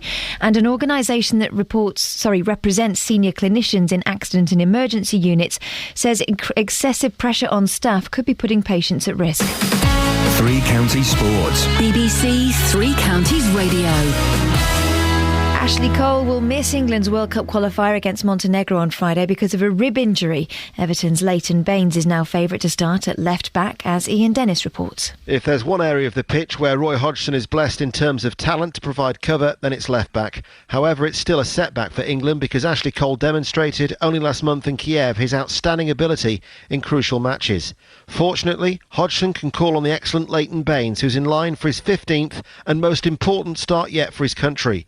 Cole could yet return for Poland next week, depending on how his rib injury responds to treatment. Gus Poyet is expected to be confirmed as the new Sunderland manager later today. He's been the favourite for the job since Paolo Di Canio was sacked a fortnight ago. In the Johnson's Paint Trophy tonight, there's a local derby as Stevenage take on the MK Dons at home. Here's Borough boss Graham Wesley. We need to end the run that we're on, stop the rot and get ourselves back on the right foot. I'm sure the lads' determination will grow. I'm sure that their appetite and belief in themselves and in what we're doing will never diminish. The Luton Town boss John Still may rest Alex Lawless for tonight's conference match at Aldershot. The midfielder has recently returned from injury and still isn't sure he can play 2 games in 3 days. I am slightly aware, like we played Alex Saturday and we weren't 100% about playing Alex because it's important he plays fit. 2 games in a couple of days might be more than we want to do with him, so we might look at something there. And that's your latest news and sport. I'll be back with more at 8 o'clock. Now, listen. Now, you were a little bit fumbly in that bulletin, and that's fine. No, normally I've had a shock. Well, exactly. Normally I would chastise you immediately after such a report, but I've just opened that email that you've sent me. We were talking 30 minutes ago about first kisses, and your first kiss was with a young French lad that you exploited. What was his name? Nicolas. Yeah, Nicolas. But you've been Googling him. I Facebooked him. I wish I hadn't. You just found him on Facebook. He loves cameras. He's holding 4 cameras. He's a very handsome man. I mean, he's got massive, massive eyebrows. Let's not be rude. He's still got that bum fluff moustache, but he's a good-looking boy. I'd say you're batting out of your league a little bit there. He's about half my size. Well, are you gonna say? I think that nature has turned the tables, because at one point he was doing me a favour. Now I think these days he'd be lucky. And he would be very lucky. Are you going to send him a little wink, little nudge on Facebook? I think it's best to close his Facebook page and never speak of it again. Call 08459 455 555. BBC Three Counties Radio. We talking to Trevor Holden from Luton Borough Council. He was on the show yesterday. It didn't go particularly well. We'll see what he's got to say today. That's coming up in the next 30 minutes. But before that, can a child's future be determined at the age of just 7? According to the charity Save the Children, poor children who are behind in maths, reading and writing when they're 7 have their life chances virtually determined. The report, called Too Young to Fail, states being behind their peers at such a young age could prejudice a child's future earnings, health and, in economic terms, cost the country billions in lost revenue. Well, joining me now is Will Hyam from Save the Children. Will, so if they don't get it at an early age, does that mean that they really can't catch up? No, there's lots we can and must do. But the truth is, if we don't act, it's all too easy to stand beside a child at 7, when before they've had a real fair chance in life and just beginning their education, and see their educational future closing down ahead of them at 16 and the job market ahead of that. Why is it kids from poorer backgrounds? How does that affect them? It's a complex mix of issues.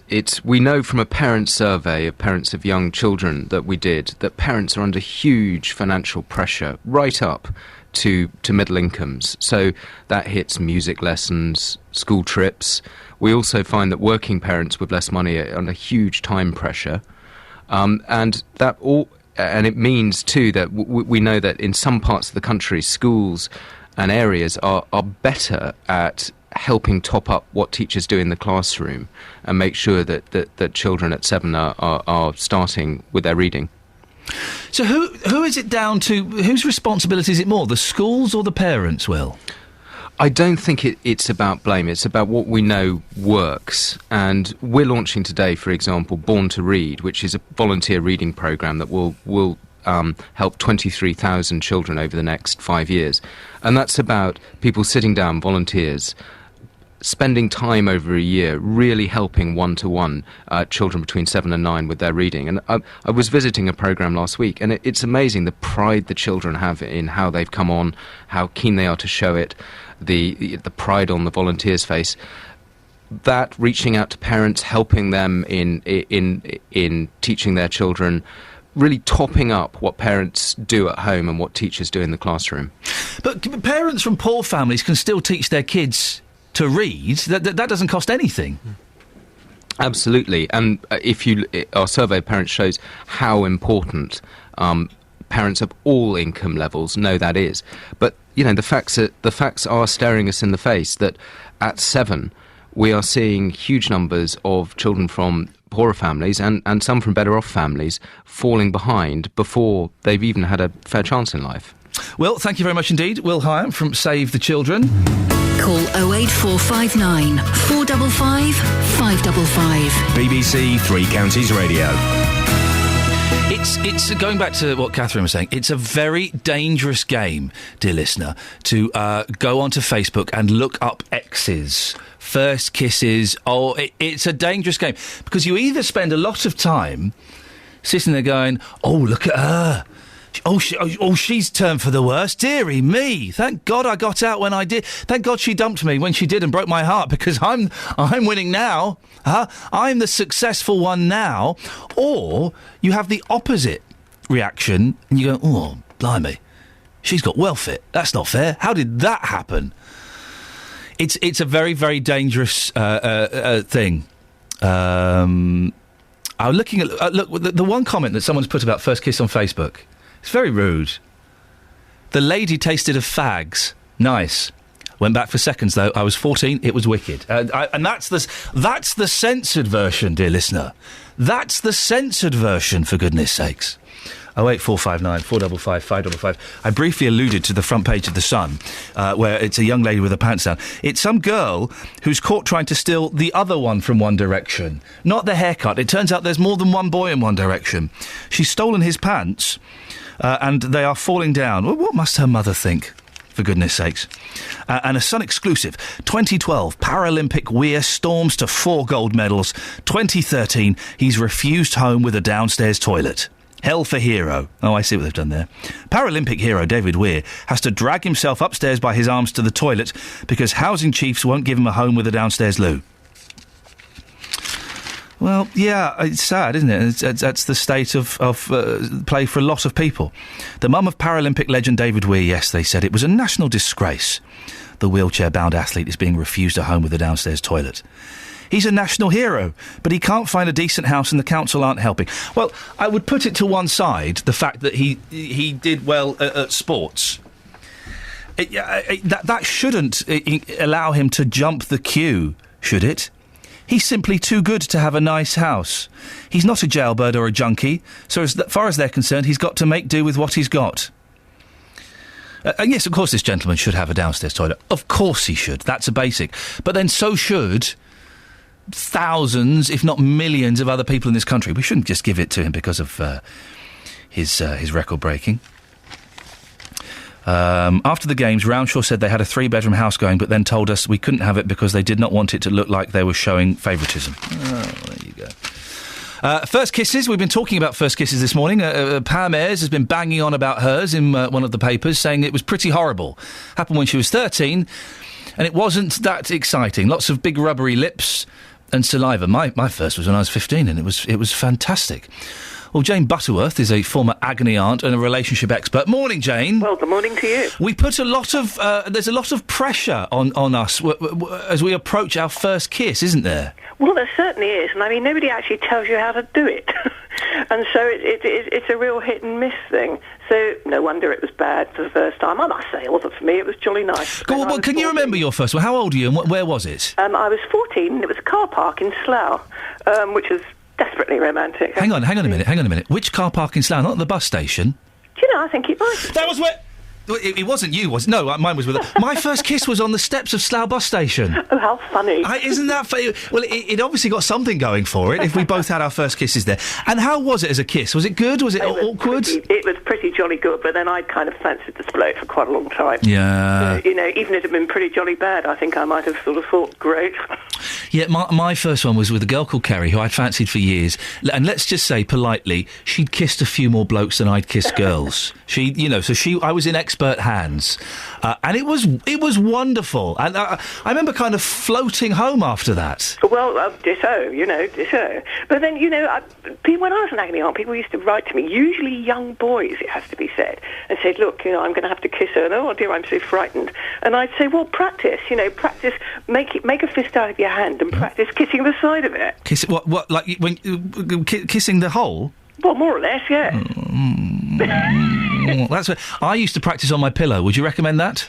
Well, I don't know. I mean, that's fraught with danger, really, isn't it? And it doesn't really resemble the real thing. It doesn't, no. It doesn't really. Why do we get so het up about it? Well, I think... you are fraught with insecurities and lack of confidence at that age, and you're desperately trying to please, and you don't really know what it's about, but you've got the feeling, but you haven't got the expertise. That's what it is.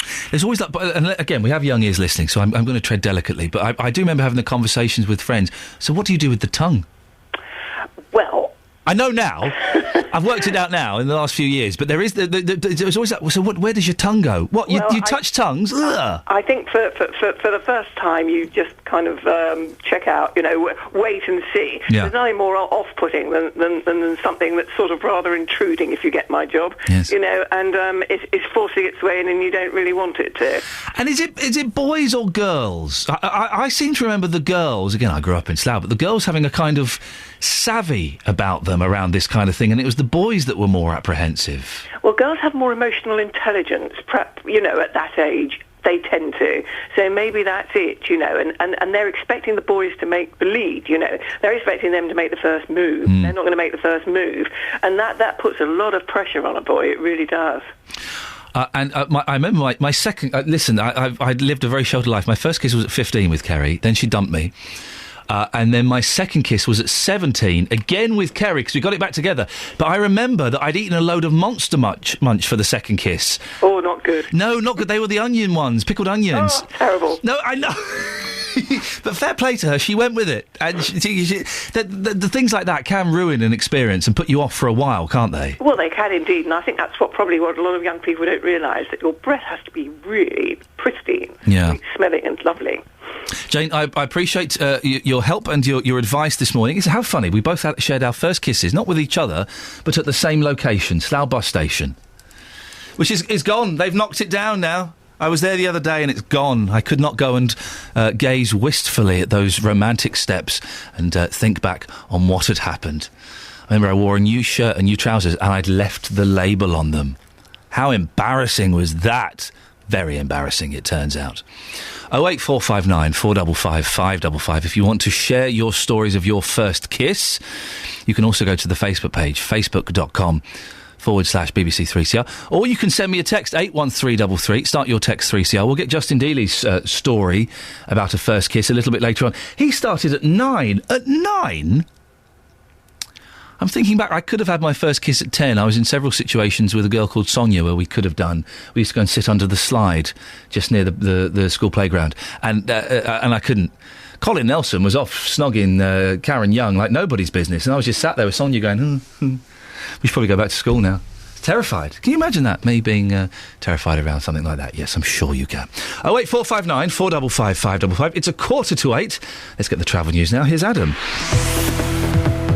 Travel news for beds, cards and bugs. BBC Three Counties Radio. The M40 northbound very slow. 2 lanes are closed following an accident between junction 4 at High Wycombe and 5 at Stokenchurch. It's really, really busy past there, and southbound is congested as well as people slow to have a look. So you've got delays on the M40 effectively both ways between High Wycombe and Stokenchurch because of the problem there on the northbound carriageway.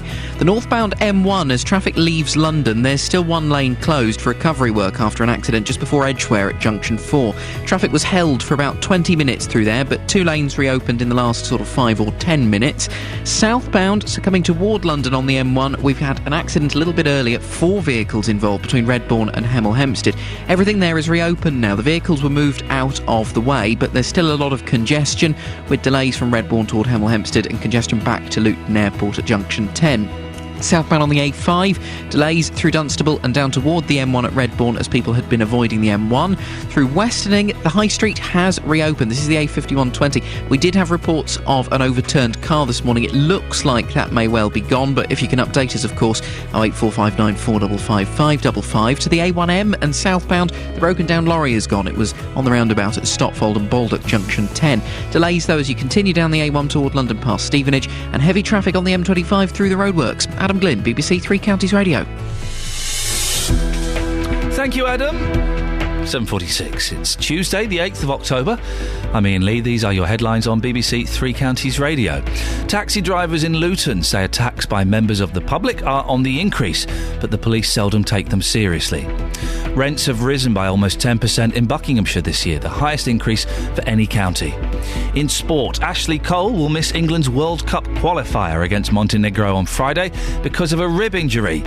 Coming up, we're going to be talking to Trevor Holden again. If you were listening yesterday, this is how it went. Trevor. On the map Trevor. for all the right reasons. Trevor. And as I've said to you a couple of times, Trevor. Active Luton are working with the clubs and the like. Trevor.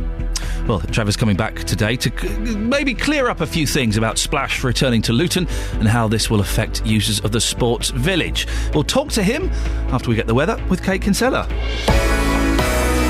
Beds, Herts and Bucks weather. BBC Three Counties Radio. Good morning. Well, we have a little bit of low cloud around this morning, but it should lift and break, and the mist that's around as well, particularly for parts of Buckinghamshire and Bedfordshire, that should lift as well, and we get some breaks and see some sunshine. Now, it's a relatively mild start. The temperature outside at the moment between 13 and 14 Celsius, and perhaps today is the last of the warmer days. As we head through this afternoon, it's looking like we're going to get up to a maximum of around 19 Celsius. Overnight, there's a bit of cloud around. We could see 1 or 2 showers move through, quite light showers though, and they won't last for too long if we get any at all. The minimum temperature, because of all the cloud, is staying relatively mild, all of us in double figures, and then tomorrow we'll start to notice the change. 1 or 2 showers around, some sunny spells though, but we will start to feel a little cooler. It becomes breezy and the maximum temperature is struggling up to just 16 Celsius, that's 61 degrees in Fahrenheit. And then overnight, Wednesday into Thursday, the northerly flow really takes hold, the wind picks up, and Thursday is really going to feel rather raw. And that's your forecast. If you've got a problem with a company, a council or an organisation... They were really, really unhelpful. They laughed at me. The JVS show fights for your rights and tackles your consumer problems. We have been back 11 visits, each time because of the problems my husband's been having. Since the beginning of June, I've had no schedule freezer. If you need our help, email jvsshow@bbc.co.uk. Gentleman then agreed to refund me my money. As of yet, he's resold the vehicle and still no refund. The JVS show, weekdays from 9, BBC Three Counties Radio. JVS is off this week. Ollie Mann is sitting in for him. I don't know if you heard it yesterday. He did a cracking job. And he'll do another cracking job at 9 o'clock today. Now, we've been talking about taxi drivers after taxi drivers in Luton say the tax on them by members of the public are on the increase. Well, Andrew's in Hatfield. Andrew, you were a taxi driver, is that correct? I am a taxi driver. You still are a taxi driver? Yeah, I've been taxi driving 35 years. Have you ever encountered any violence? No, not personally, but I've heard of, there have been colleagues of mine that have been in the past, yeah. What sort of stuff have they witnessed, or has been done to them? Oh, they've had knives pulled on them. There was a couple of lads in Welling Garden that were apprehended eventually, but they pulled knives on various drivers and demanded their money and robbed them and went off without paying as well, obviously. We're hearing this morning a lot of taxi drivers are reluctant to report these crimes to the police. Any idea why that might be? Well, my experience with the police is that in the case of taxi drivers' problems, they're virtually useless. Really? They don't seem to care? Why is that? I don't know. I mean, it's a criminal offence to not pay a taxi driver. The correct wording is obtaining criminal... what is it? It's obtaining a pecuniary advantage by indicating that you're going to pay... and then when you get there not. But my experience of it all is that you have to experience certain situations and you learn from them, and then you virtually don't let them happen again, because you get classic cases where, especially where people are going out of town, and they'll say things like, oh, I'm going to pay the other end, the money's in the house, this sort of thing. Yes. I recently had two young lads, and they wanted to go to Stevenage, and their dad was going to pay when they got there, and I thought, yeah, all right. So I said, okay, no problem, give me your dad's phone number and I'll talk to him, because some situations might be genuine. Yeah. And I've got a big family and I wouldn't want to think my children were stranded. So as soon as I said that, they backed off and said, oh, no, and off they went, because it wasn't... You caught them out, Andrew. Thank you very much indeed. 08459 455 555. Now, yesterday we heard how ITV are going to be filming the greatest television show of all time, and I genuinely mean this, Splash. They're going to be filming it in Luton again next year, which is great news if you like seeing celebrity belly flops. Less great if you're a regular user of the town's brand new sports village. Well, in a moment we'll hear again from Trevor Holden at Luton Borough Council. But before that, Justin Dealey, we are genuinely, our tongues are not in our cheeks, we are genuinely huge fans of this show, aren't we, Justin? Absolutely, Ian. We love this TV show. We were, slightly negative to begin with about Z-list celebrities on diving boards, but when we saw the TV show, an average audience of 5.6 million viewers, prime-time Saturday night TV, mentioning Luton, of course, we thought this TV show was absolutely fabulous. Now, you've been speaking to people who use the facilities at the Inspire Sports Village. A lot of people very happy.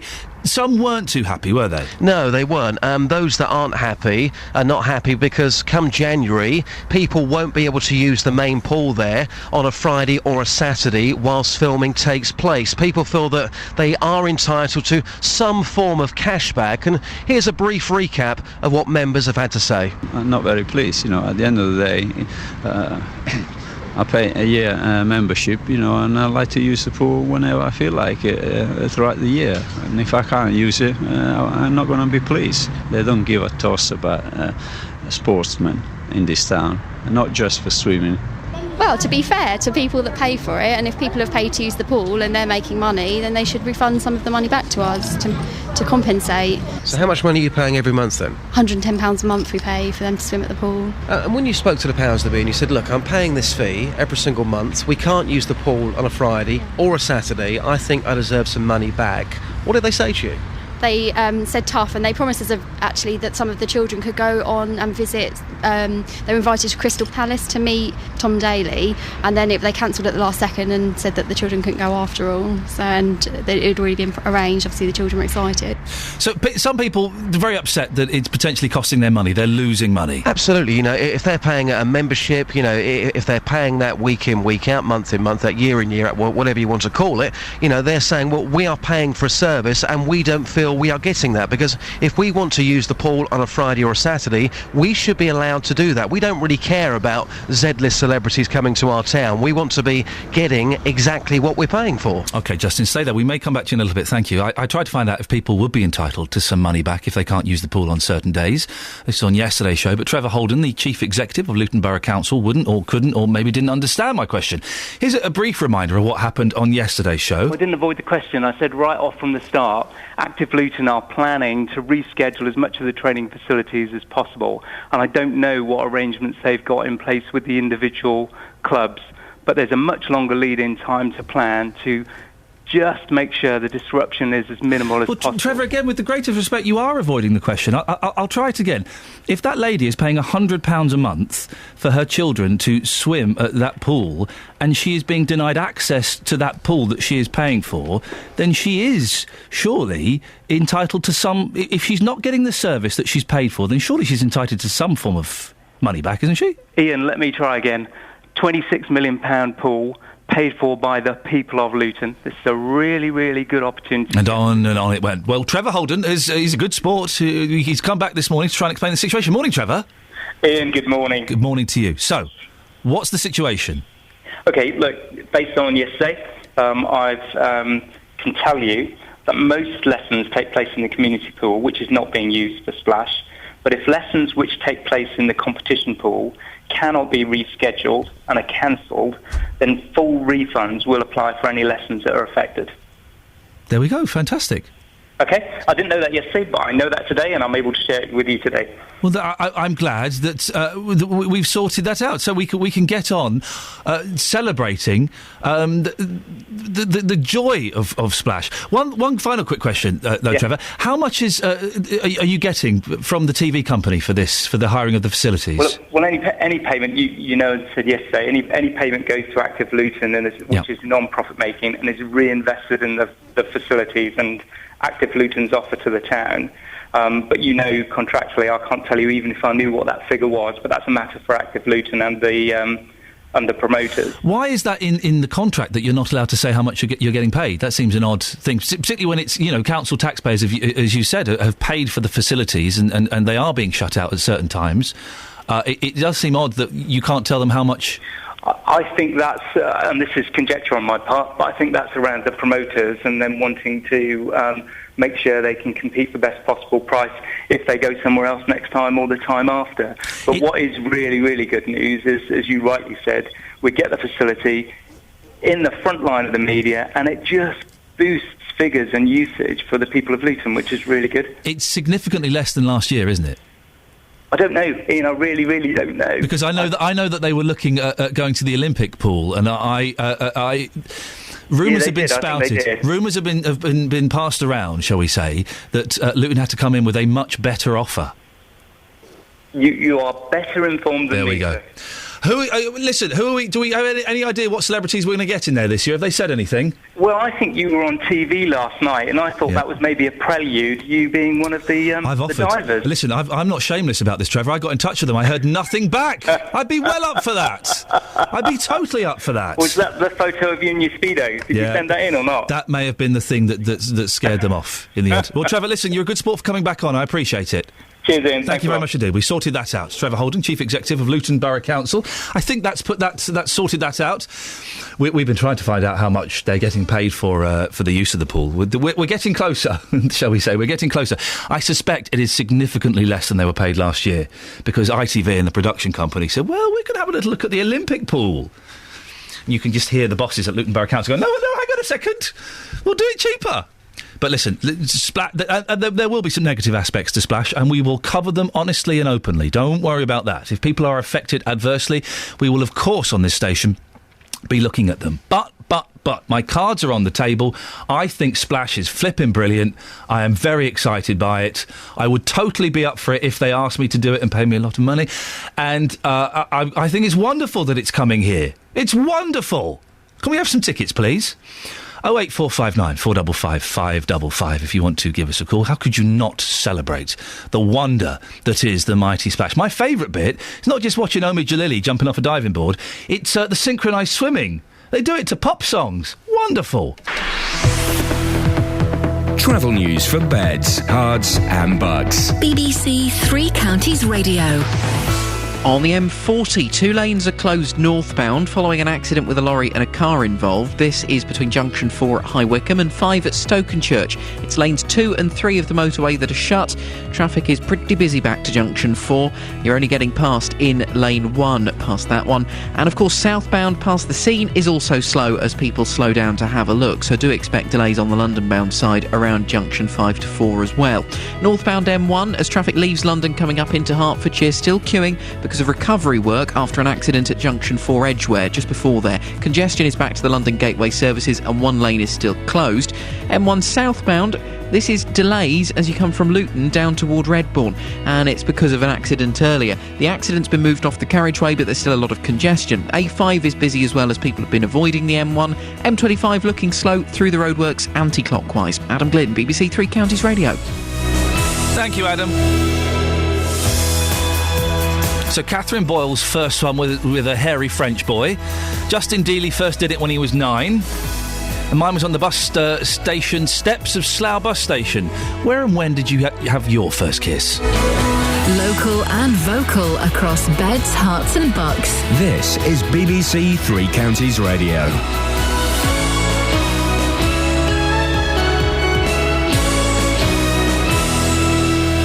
Good morning, it's 8 o'clock. The headlines: Luton cabbies resigned to increase in violence, Buckinghamshire rent rise highest in the country, and claims A&E staff are dangerously stretched. BBC Three Counties Radio. Taxi drivers in Luton say attacks by members of the public are on the increase, but the police seldom take them seriously.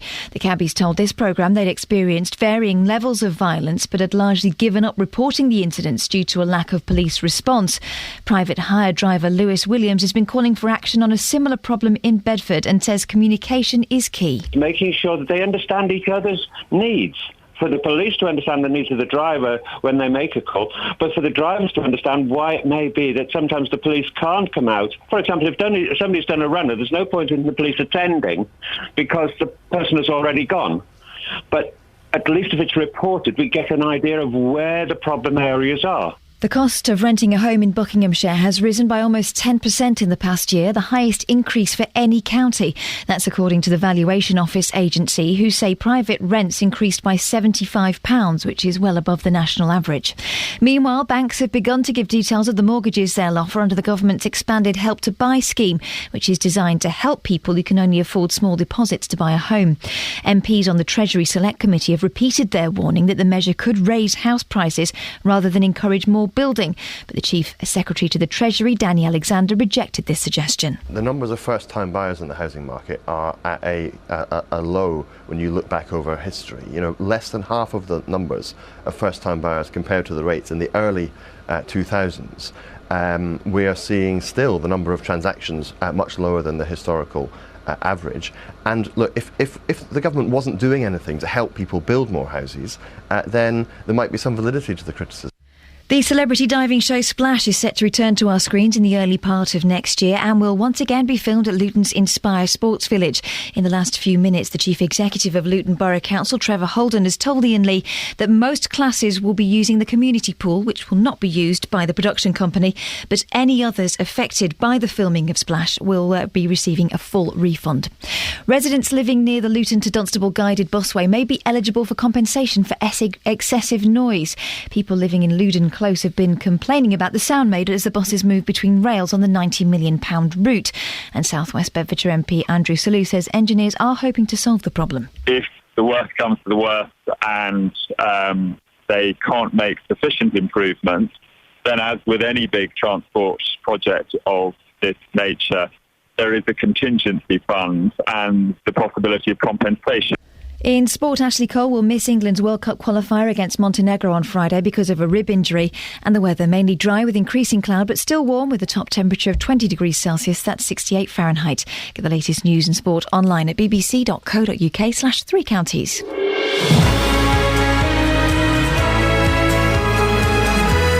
Thank you, Catherine. Morning.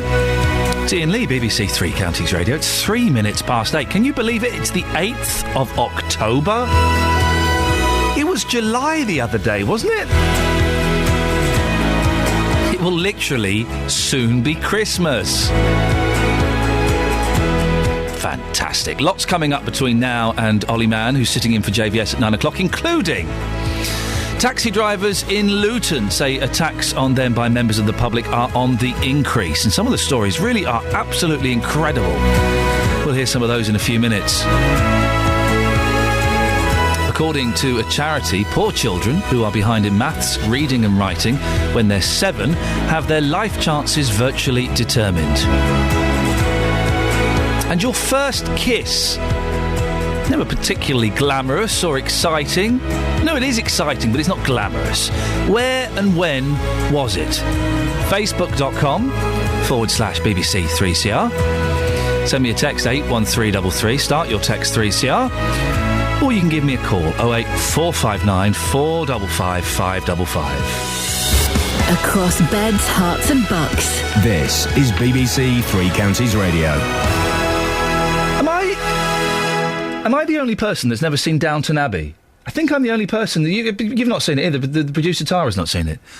Because there's a big furore on the front page of a lot of the newspapers. Fans' anger at rape scene in Downton Abbey. It's big enough to make it a front page news, is it? I've never. There are 2 TV programmes mentioned in the papers today that I've never understood and never got. One of them is Downton, and Downton is huge, isn't it? I never liked things set in the old days. Downton is massive, and there's a furore around that. I think that's how you say the word. The other one is Open All Hours. One of the most tedious... You won't know it, Louisa, you're too young. One of the most tedious... Apparently, it was a comedy programme. Granville. What was the joke was it was Ronnie Barker with a stammer or stutter. I never know which we say in this country. Well, they're bringing Open All Hours back. Sans Ronnie Barker, of course, what with him being dead and all. But David Jason is playing Granville. That busty lady is going to play the nurse, but an older version. They're bringing it back for Christmas. Really? There are some things that we don't need back. I would suggest we don't need Open All Hours. We certainly don't need the new series of Birds of a Feather that's coming. What on earth is going on with lazy TV producers? This is why I keep saying Splash is where it's at, man. 08459 455 555. If you can explain the mystery of Open All Hours or indeed Downton Abbey to me, because I get neither of them. Now, on to slightly more serious things. Taxi drivers in Luton say that attacks on them by members of the public are on the increase. Some want to see a swifter response by the police. Others say they don't even bother reporting attacks, so they've got no confidence that anything will be done. Well, our reporter Justin Dealey has been speaking to cab drivers in town. Morning, Justin. Hello, Ian. Drivers are clearly and quite rightfully concerned, aren't they? Yes, very concerned. I've spoken to a few taxi drivers who don't wish to be named. Here's one of them. I asked him just how bad the situation has become. It can get pretty bad sometimes, because when you pick up customers, you have to actually assess them before you pick them up. We're actually in Black House, so we feel a bit safer because we've got the partition. We might have them extra 2 seconds to maybe, I don't know, put your brakes on or, do so.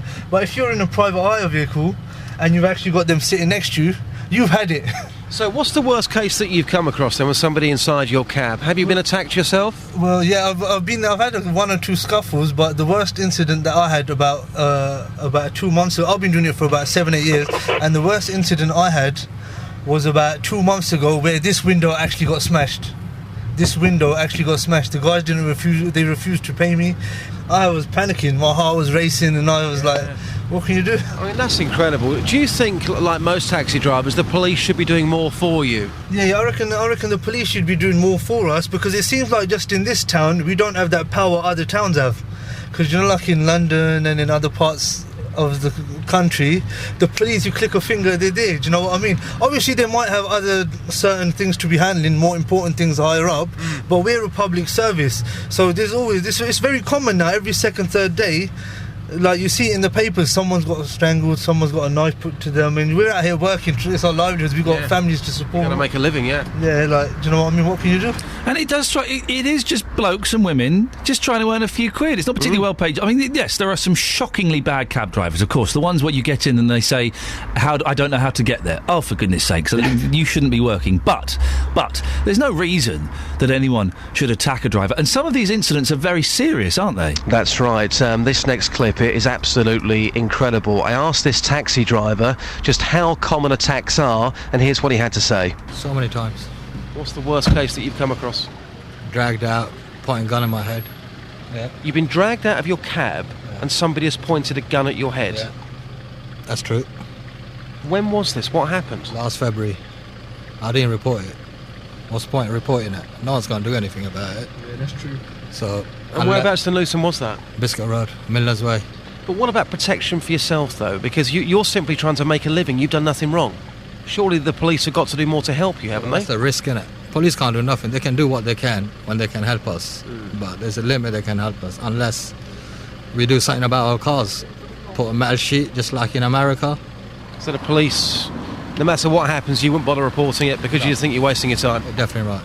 You'll be wasting your time. Incredible. Thank you very much. Take care, mate. Incredible is the word. It just strikes me as so odd that someone, gets dragged out of a car, has a gun put at them. We've heard stories of people having their windows smashed, knives drawn, that they wouldn't report that to the police. They just think it's not worth the hassle. You heard from somebody earlier on who said that he thinks, on average, the taxi drivers that he speaks to, 2 out of 10 would report a crime. He is urging them, no matter what it is, you must report it. So they have that on record. But a lot of these drivers, Ian, they've been doing this job for 10, 15, 20 years. I think if you said to a lot of them, would you like to give up? Of course they would, but they've been doing it for so long, what would they go and do next? All these people are trying to do is trying to make a living, and some of the stories that we've heard this morning have been absolutely shocking. I can't imagine, having a load of drunk lads, or indeed drunk girls. I suspect they're trouble in a slightly different way, perhaps a less violent way, but a load of drunk idiots in the back of my car giving me abuse,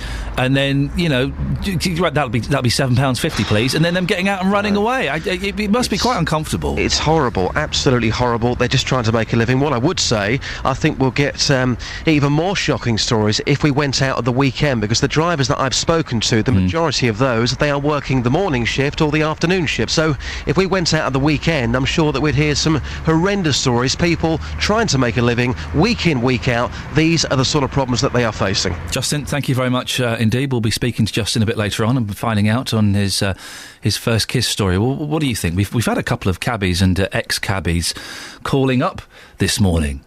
What do you think? 08459 455 555. Across beds, hearts and bucks. This is Iain Lee. BBC Three Counties Radio.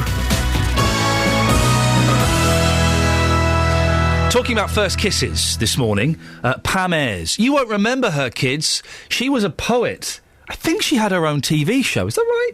Pam Ayres had her own television show. A poet. Imagine that these days. Well, she's talking about her first kiss.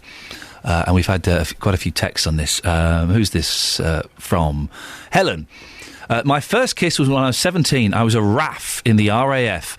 I kissed a corporal. That's illegal, isn't it? I mean, in military terms, you're not allowed to do that.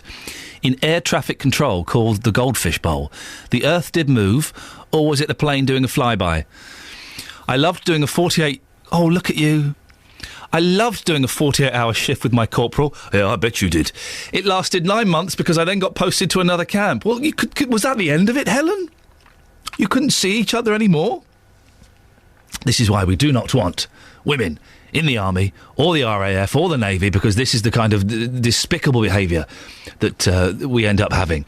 And Mamas on Facebook says, I was on a school trip, Butlins, Barry Island, Wales, classy, age 14. I kissed Jenny Sullivan in the photo booth and got laryngitis, along with all the other boys she kissed. It was worth it, though. Maybe we shouldn't have read her surname out there. I think we may have just libelled Ms. Sullivan. I've said it again. There we go. I've compacted it. What was your first kiss? 08459 455 555. And how nervous were you? I think that the girls do mature earlier, quicker than boys. And they always cop off with older boys anyway, don't they? So I think that girls are perhaps a little bit more confident in these kind of things than blokes are. I remember being terrified, absolutely terrified. 08459 455 555. Look, a text is being brought in about Downton. Louisa, are you a fan of Downton? I'm a big fan of Downton. Why? Sell it to me. You've got 10 seconds. Sell it to me. I don't watch soaps at all. Yeah. It's my version of a soap, but with the frilly dresses and people being snooty. Get out. It's a soap with frilly dresses and people being snooty. That's not going to sell it to me. Who's this? Karen has texted in. I was a Downton virgin until I went away in August. On our TV in our room, we had the first 3 episodes of Downton free of charge. So when we had lunch, room service delivered to our room one day. By the way, how fantastic is room service? I know it's expensive, and every time I go to a hotel I go, I won't, but then, someone bringing you up a trolley with food on? Wonderful. Anyway, when we had room service delivered to our room one day, my hubby selected episode 1 because it was free. We watched it whilst eating and really got into it. And ended up watching all 3. So I'm watching them on catch-up when we get back ready for start of a new series. I'm normally a Big Brother, I'm a celeb kind of girl. Karen. Well, it sounds like she's going up the cultural ladder slightly. Is it just like... I watched Mad Men for a bit. This is set in the 60s, 50s or 60s American advertising agency. First series was brilliant. Not a lot happened, but I enjoyed it. Second series, I gave up after 4 episodes. Because I got it, that, they're smoking and they're drinking and being sexist. OK, can I have some storyline, please? No storyline. Wouldn't bother with that. If you can defend Downton, or not defend it, if you can sell it to me, then do 08459 455 555. And is there anybody at home really excited that Birds of a Feather and Open All Hours, Open All Hours was on a Sunday night, I seem to remember, and it was just, it meant to me, right, you're going to school the next day. It meant that was the end of the weekend. It was so tedious and boring and old-fashioned northern comedy of the worst kind. 08459 455 555. Travel news for beds, cards and bugs. BBC Three Counties Radio. The M40 northbound, 2 lanes are closed after an accident with a lorry and a car involved between High Wycombe at junction 4 and Stokenchurch at junction 5. Only lane 1 is open past the scene of there, so it's very slow back to junction 4. And if you're going southbound past the scene of the accident, you're likely to find delays as well as people slow to have a look. The M1 northbound, as traffic leaves London this morning up toward Hertfordshire, 1 lane still closed following an accident. Recovery work continues just before junction 4 at Edgware. Southbound, there are delays after an earlier accident. 4 vehicles were involved in this one between Redbourne and Hemel Hempstead. The accident's gone, but the congestion is still there back as far as Luton at junction 10.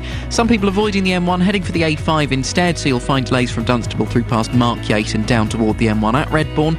The High Street in Westerning. Now, we had a call earlier this morning from Anne about this. Police have just had confirmation it is still partly blocked because of an overturned car at Flitwick Road on the roundabout. It's a vehicle that overturned on the mini roundabout, and now we hear another car involved in the collision is facing the wrong way, and it will be affecting traffic between Flitwick and Westerning.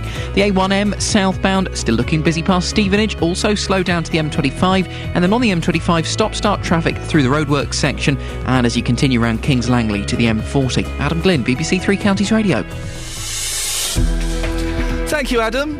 It's 8:16. It's Tuesday, the 8th of October. I'm Iain Lee. These are your headlines on BBC Three Counties Radio.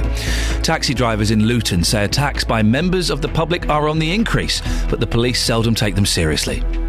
Banks have begun to give details of the mortgages they'll offer under the government's expanded Help to Buy initiative, which is designed to help people who can only afford small deposits to buy a home. In sport, Gus Poyet has been confirmed as Sunderland's new head coach, having agreed a 2-year contract at the Stadium of Light. The weather in Beds, Herts and Bucks mainly dry with increasing cloud, but still becoming warm again with a maximum temperature of 20 degrees. And coming up, we'll be talking about how poor children who are behind in reading, writing and arithmetic at the age of 7 are less likely to get on in life. BBC Three Counties Radio.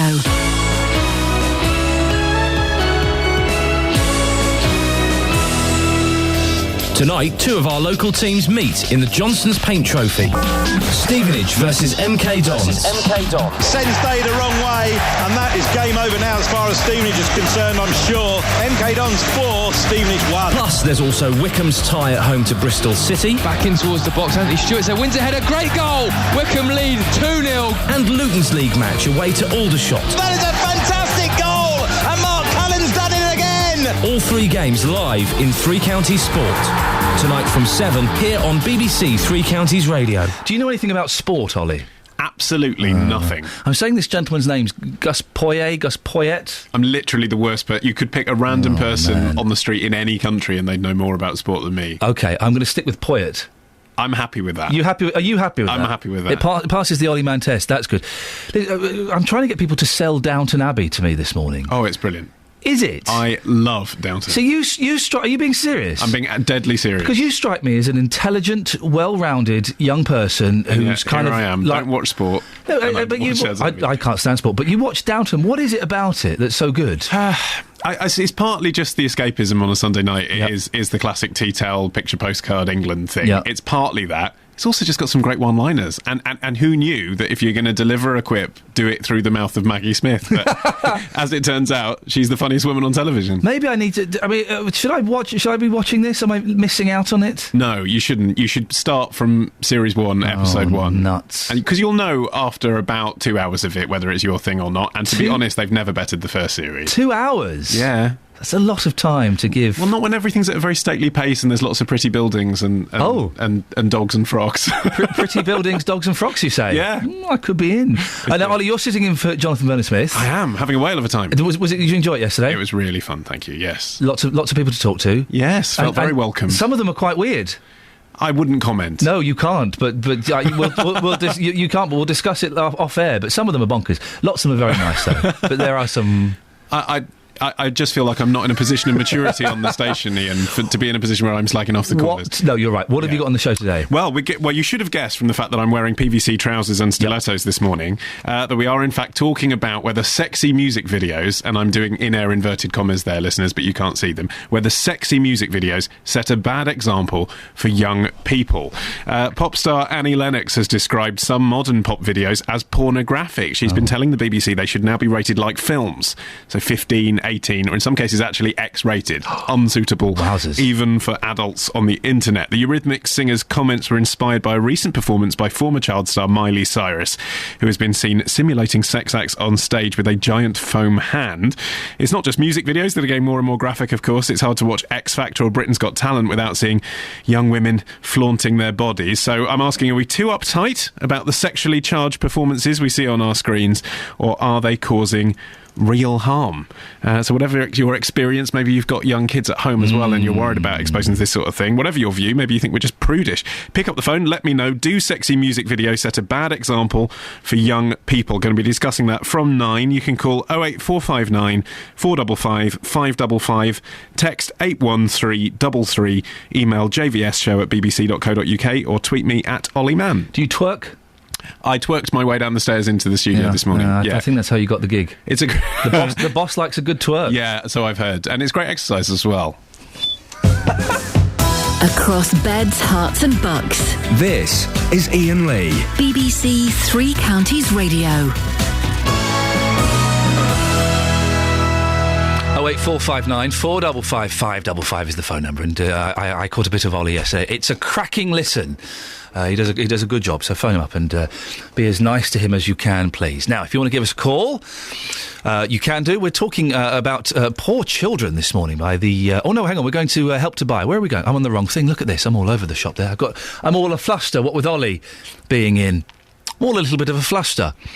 08459 455 555. Now, from this week, aspiring homebuyers will be able to start applying for the second phase of the government's Help to Buy scheme. And if they're buying in Buckinghamshire, they might just need it. The county has seen the highest rise in prices in the last year, 9.7%. The The Right to Buy initiative will offer state-backed mortgages to UK borrowers with deposits as low as 5% for properties worth up to £600,000. Well, Treasury Minister Danny Alexander says it's an exciting day. If you go down to branches of some of those banks today, you'll be able to go and have, perhaps for the first time, a conversation about a mortgage that you might be able to afford. And that will mean that you can start the process of buying a house, something an awful lot of people on low and middle incomes who don't have wealthy parents to rely on to pay for their deposit would love to be able to do, but have been excluded from for quite a few years. Well, Danny Alexander's very excited. Jonathan Davis is an economist and wealth manager from Hertfordshire. He joins me on the line now. Are you excited, Jonathan? I'm depressed more than excited, I guess. Why? Because what this does is it sucks even more people or suckers into taking out vast debt to, quote, buy, unquote, an asset which has been in a bubble for years, and once that bubble bursts, which inevitably it will do because all bubbles burst, they will be left with vast debts, and you know what? Because the economy will go down the pan, they might not even have an income. It does seem odd that to help people buy. So how this works? In they can get 95% mortgages. Is that right? Yeah. So long as you have a decent income just now and a 5% deposit on the price of the property that you want to buy, then yes, you can. There's basically no reason why you shouldn't be able to get a 95% mortgage. To me, it doesn't sound very safe. You're right. People are losing. Who knows what's going to happen this afternoon? I might get the phone call saying, "Yeah, listen, don't come in tomorrow." People are losing their jobs, and a 95% mortgage is massive, isn't it? Well, it is, and of course, it was high loan-to-value mortgages that got us into the problems of our economy in the first place. And obviously, if there's a lot of debt in society, then at some point that piper has to be paid. So, the assumptions in all these schemes is that house prices will never fall. And the one thing I think your listeners who are interested in this scheme need to bear in mind is that interest and mortgage rates are probably the lowest today that they're ever going to be. They're the lowest in 300 years. Thus, where are interest rates going to be in a few years' time, in 10 years' time? I suggest they're going to be a great deal higher than they are right now. The government is really keen to push this. They brought stage 2 of this forward by a few months. Why are they so keen to do it? Do they not see the potential problems? They don't care about the potential problems. All politicians, on the left and the middle or the right, all they care about is elections. And there is no doubt, just like Gordon Brown and Ed Balls did a few years ago, supporting the housing market and house prices, the current coalition government doing the exact same thing. Why? Because rising house prices is a vote winner for incumbent politicians, and falling house prices is a vote loser. And you know what? There's a major European election next year, and then, of course, the general election is the year after. Can't they just build some more houses? Would that not help the situation for first-time buyers? I'm not convinced that it would. I know that is the standard argument put out by all and sundry, including, if I may say, the media. That's the answer. Well, you know what? We had a lot of house building, before, and it didn't stop house price crashes. No, the answer is something which we almost never hear of in the media, and certainly not by politicians, is that we should take away interest rate setting from the academic ivory tower merchants in the Bank of England, and we should let the market set interest rates.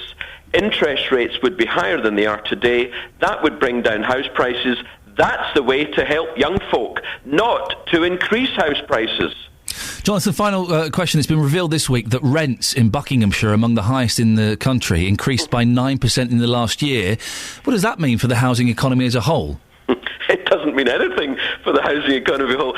Buckinghamshire, that's where all the millionaires and billionaires live. So of course rents are going to be high in Buckinghamshire. But, in Bedfordshire and Hertfordshire, as more related to the real economy, to real people's lives, rents have not been rising much, if at all, in the last few years.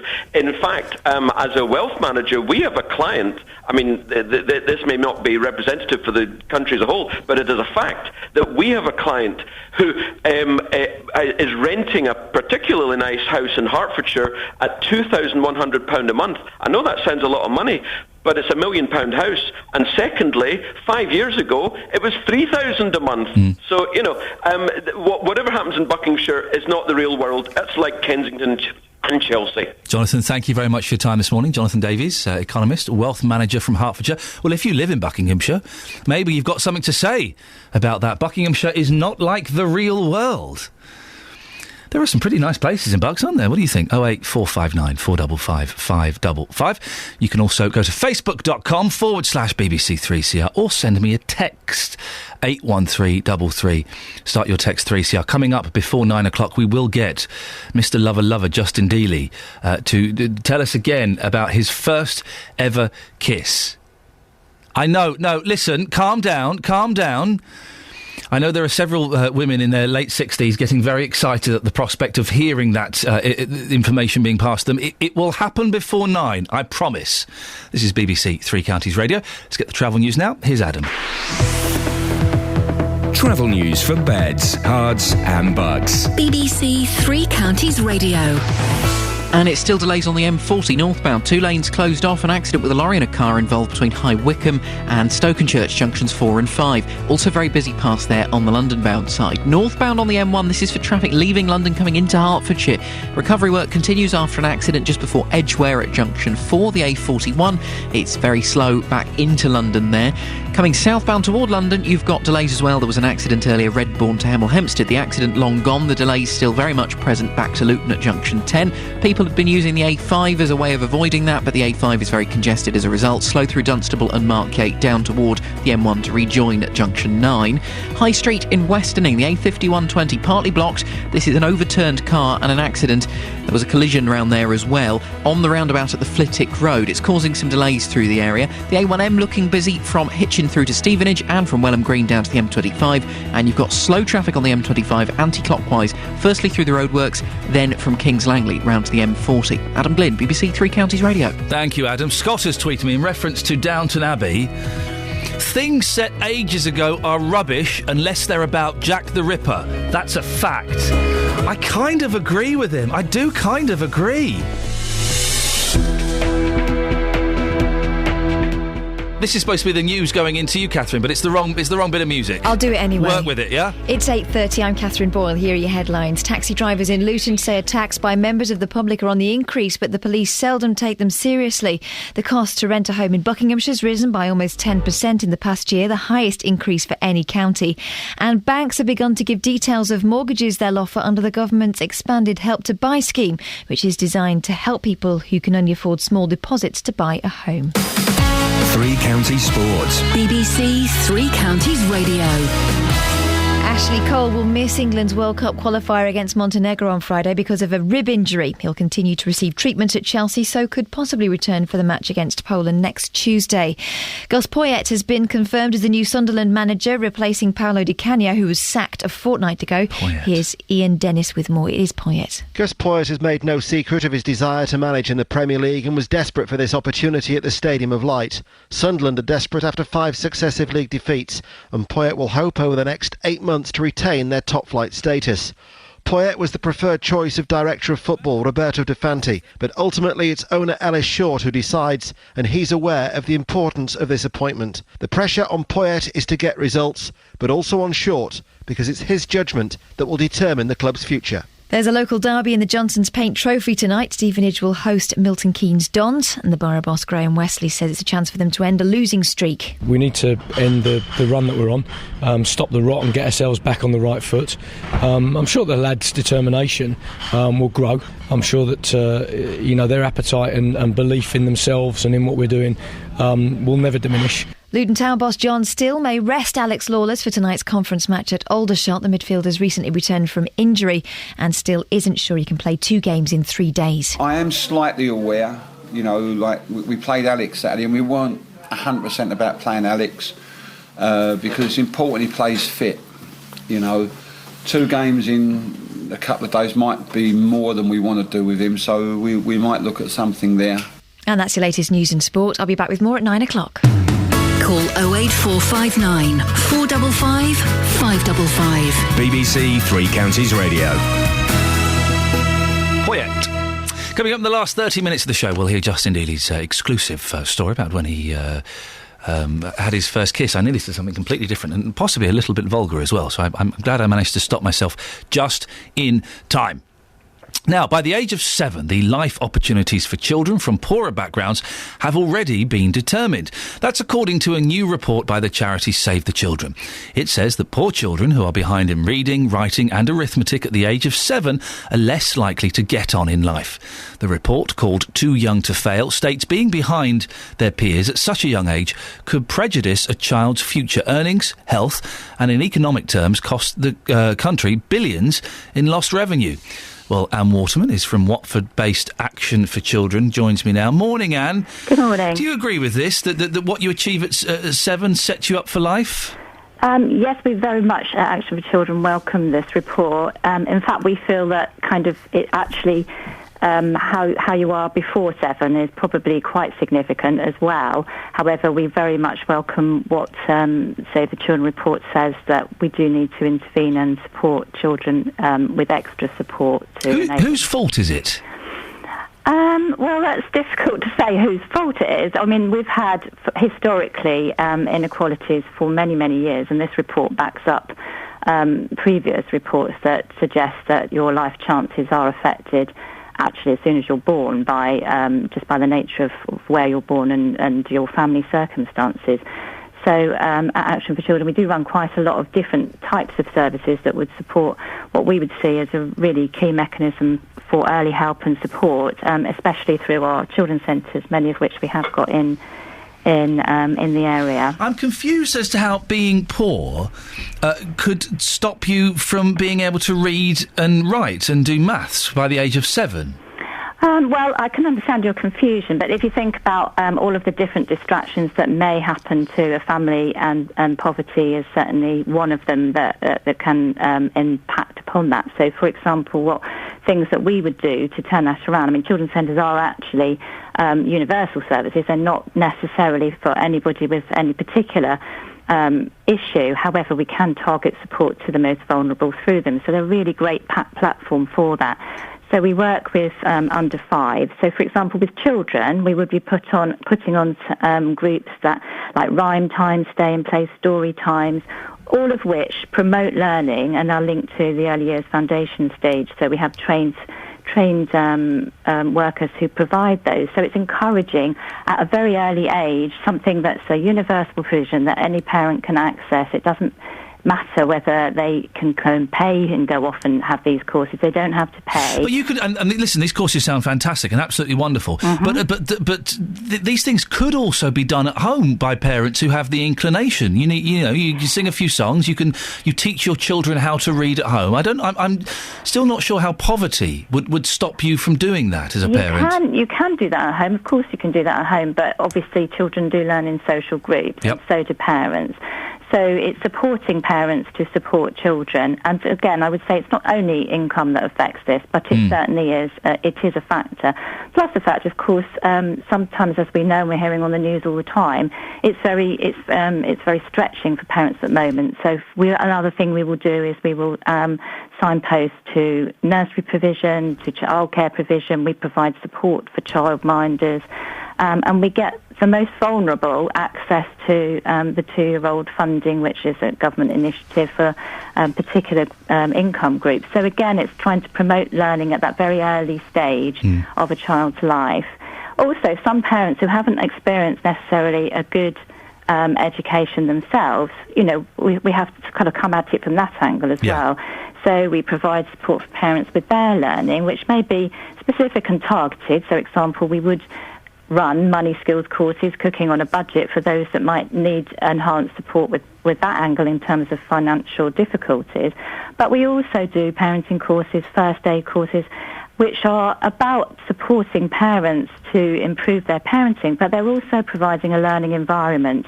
And it's that learning environment that promotes learning with their children as well. So it's an all-round thing. And I would stress it isn't only about parents who necessarily experience financial hardship at children's centres, but we can certainly then provide some more targeted and support if we know that extra help is needed. And thank you very much indeed, Anne Waterman from Watford-based Action for Children, telling us what they do there. I do struggle to understand how being poor stops up to the age of 7. I can see how it might affect them later on when in terms of universities and things like that, but how it stops a child learning to read and write, because that doesn't cost anything, does it? You do that at home with your kids. You read to them, you sit down with letters and pens and papers and you do things. Anyway, 08459 455 555. On FM, AM, online and digital radio. This is Iain Lee. On BBC Three Counties Radio. Talking about taxi drivers this morning. Luton taxi drivers and others around the three counties are feeling more vulnerable to attack. Dennis in Dunstable, you used to be a taxi driver. I did, about 23 years ago. Was that in the days when you had to have a man with a red flag walking in front of you? I had a couple of horses fastened at the... There we go, you see. So where were you applying your trade? In Dunstable. OK, and what was it like 23 years ago? Was there any threats of violence? Very, very quiet. Yeah. Very quiet. And don't forget, at that stage, it was threepence a mile. That meant you could get to Heathrow for 15 quid. But that was when 15 quid would buy you a house. I know, yes. When I bought this house, it was like that. But what do you think about taxi drivers now? But they're having knives and guns pulled on them, Dennis. I'm sorry to say, I think this is a bit of a racial thing. I think that people are setting about these people because some of them can't speak English properly and they're liable for abuse anyway. Yes. I'm sorry to say that's it, but most of the taxis I use these days are driven by Asians, very nice people, don't get me wrong. Unfortunately, some of them don't know where they're going. Listen, I've had Asian taxi drivers and I've had white English taxi drivers who don't know where they're going. I think that's across the board. But that's not a reason to pull a knife on someone, is it? No, it isn't. As I say, I think it's a case of, they're here, we'll have a go at them. I'm sorry. It did happen in my day as well, but they didn't pull a knife. They tried to run, but I caught them. They tried to run? Yes, because I took two different people where I'd been warned that there was a fellow getting in taxis in Dunstable to go out towards Margate. Yes. And he was a bit funny. Oh, yeah. This chap got in, quite nicely dressed, and said, Margate. I said, hey, do you know... No, he said, first time I've been there, I'm going to my sister's. Oh, all right. And I took him into Margate, and I said, where is it? He said, I'm not sure. So I stopped at the pub and asked, and they pointed the house out. And he said, well, my sister will pay you. Oh, hello. So I went to the door, and the girl came out, and then she just said, come in, John, like that. And he slunk like a little boy. He suddenly came down from a man down to a little lad slunk in. She said, he's doing this all the time. I said, well, I'm very sorry, but I've just spent money coming out. Yes. I want the money. She wouldn't pay it. So I said, OK, fair enough. I shall report the matter to the police because this is theft. Right, I've worked for you, you're not paying me. So I went to the cops. They didn't do anything about it. No.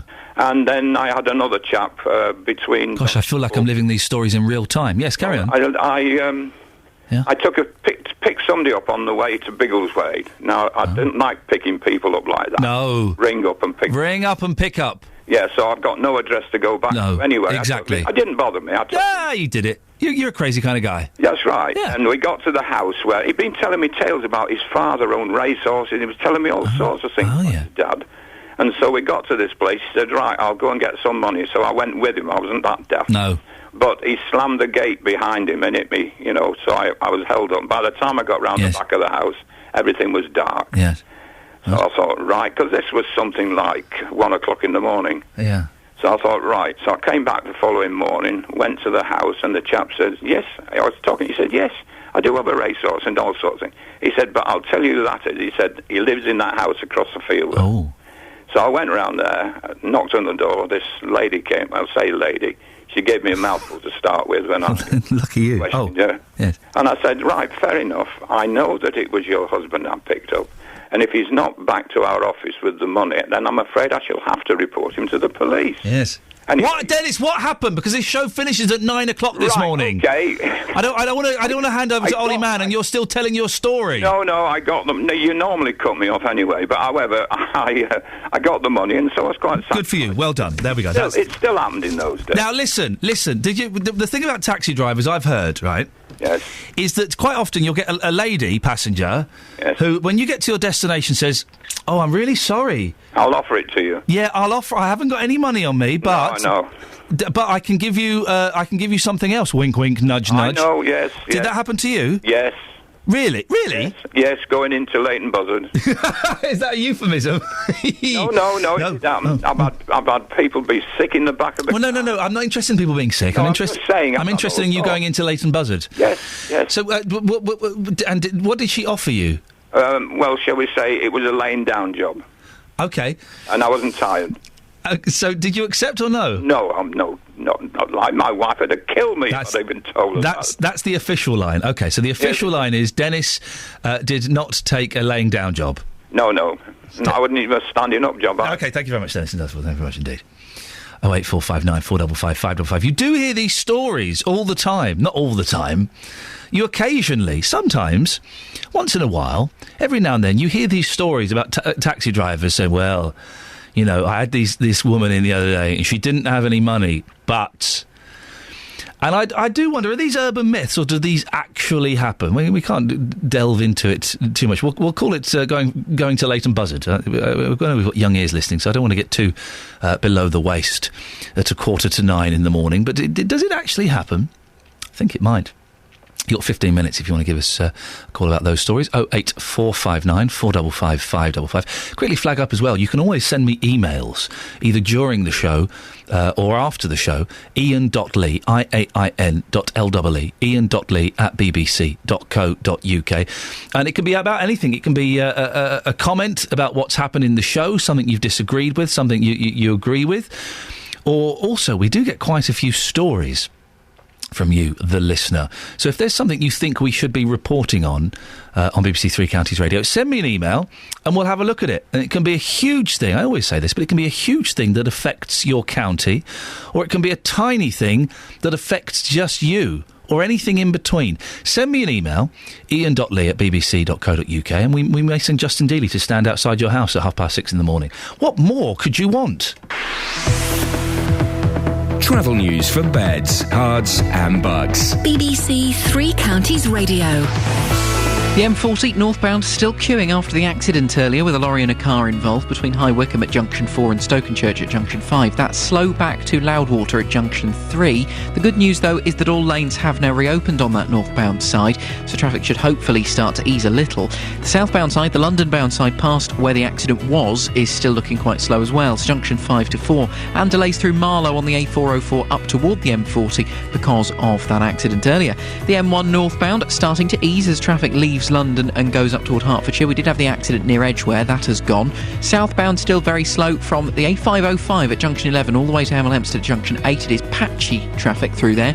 Of course, we did have the collision near Junction 9 earlier. A5 is very busy southbound. Lots of people had been avoiding the M1 problem, so it's still slow from Dunstable to Redbourne. The High Street in Westerning, partially blocked. This is the A5120. An accident, an overturned car. It's at the roundabout with the Flitwick Road. The A1M southbound busy past Hitchin and Stevenage. And we've got problems further southbound with one lane closed. An accident, a motorcycle and a car involved. This is between Hertford at Junction 4 and Hatfield at Junction 3. M25 anti-clockwise delays through the roadworks, and it's busy from Kings Langley round to the M40. To update us, 08459 455 555. Adam Glynn, BBC Three Counties Radio. Thank you, Adam. Across beds, hearts and bugs. This is BBC Three Counties Radio.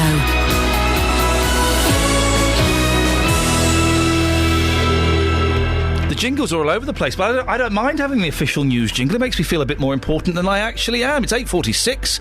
It's Tuesday, the 8th of October. I'm Iain Lee, and these are your headlines on BBC Three Counties Radio. Luton taxi drivers say they are resigned to being subjected to an increase in violence in the course of their work.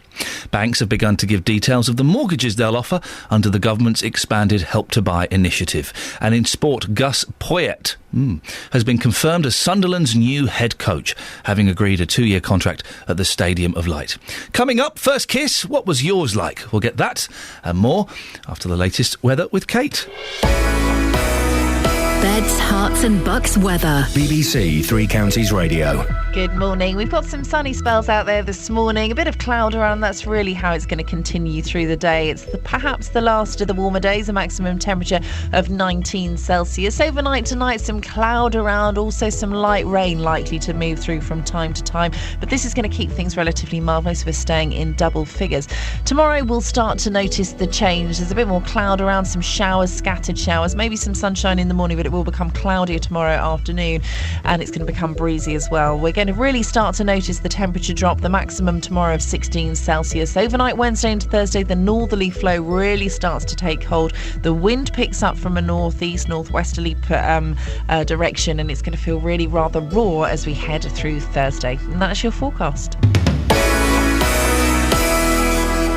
Roberto Perrone on BBC Three Counties Radio. If you're at home, sit back, because this is going to be very, very interesting. You've got the selfie, the legsy, the bumsy. You're going to start that trend. Roberto Perrone. We seem to be heading headlong into war again. We're very keen to stop this from happening. We don't know where this might lead. The lie that took us into the Iraq War could become a shocking truth in this one. Roberto Perrone. Weekdays from 3 on BBC Three Counties Radio. 08459 455 555 is the telephone number. On the subject of poor kids, David has just emailed in. It's those lazy had kids for the benefits lot that do not give us stuff about their kids' education, not the poor. I come from a very poor family, and our parents were always telling us that education was the key to success. All over the world, the majority of parents want a better life for their children than they have. Well, do those had kids for the benefits lot actually exist? I've never met any. I mean, I don't particularly mix in the circles that would kind of introduce me to those people. I've never spoken to them. I wonder if they're a myth. Do people really have kids to get benefits? I don't know if that's true. I suspect that's one of those myths that the Express or the Mail might be saying to get you to hate people. I can't think of anyone who would think, yeah, let's have a baby. Maybe there's a few, half a dozen. Say there's a dozen who do that. But people know babies are well expensive, aren't they? In terms of finance, in terms of time, to get the few quid a week you're going to get from the social to pay for a baby is crazy, isn't it? Or is that just me being naive? See Tamara Beckwith's pregnant with the baby. She's 29. She won't be claiming benefits, but yet her children might still be thick. You just don't know. Anyway, page 11 of the Daily Mail. My first kiss, it was revolting, says Pamez.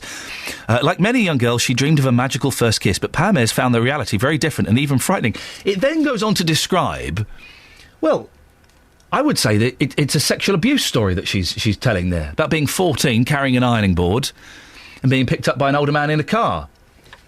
So it's an odd story to kind of, say, well, first kiss. But we are talking about first kisses. Mine was with Kerry outside the Slough bus station at the age of 15. It was pretty darn good.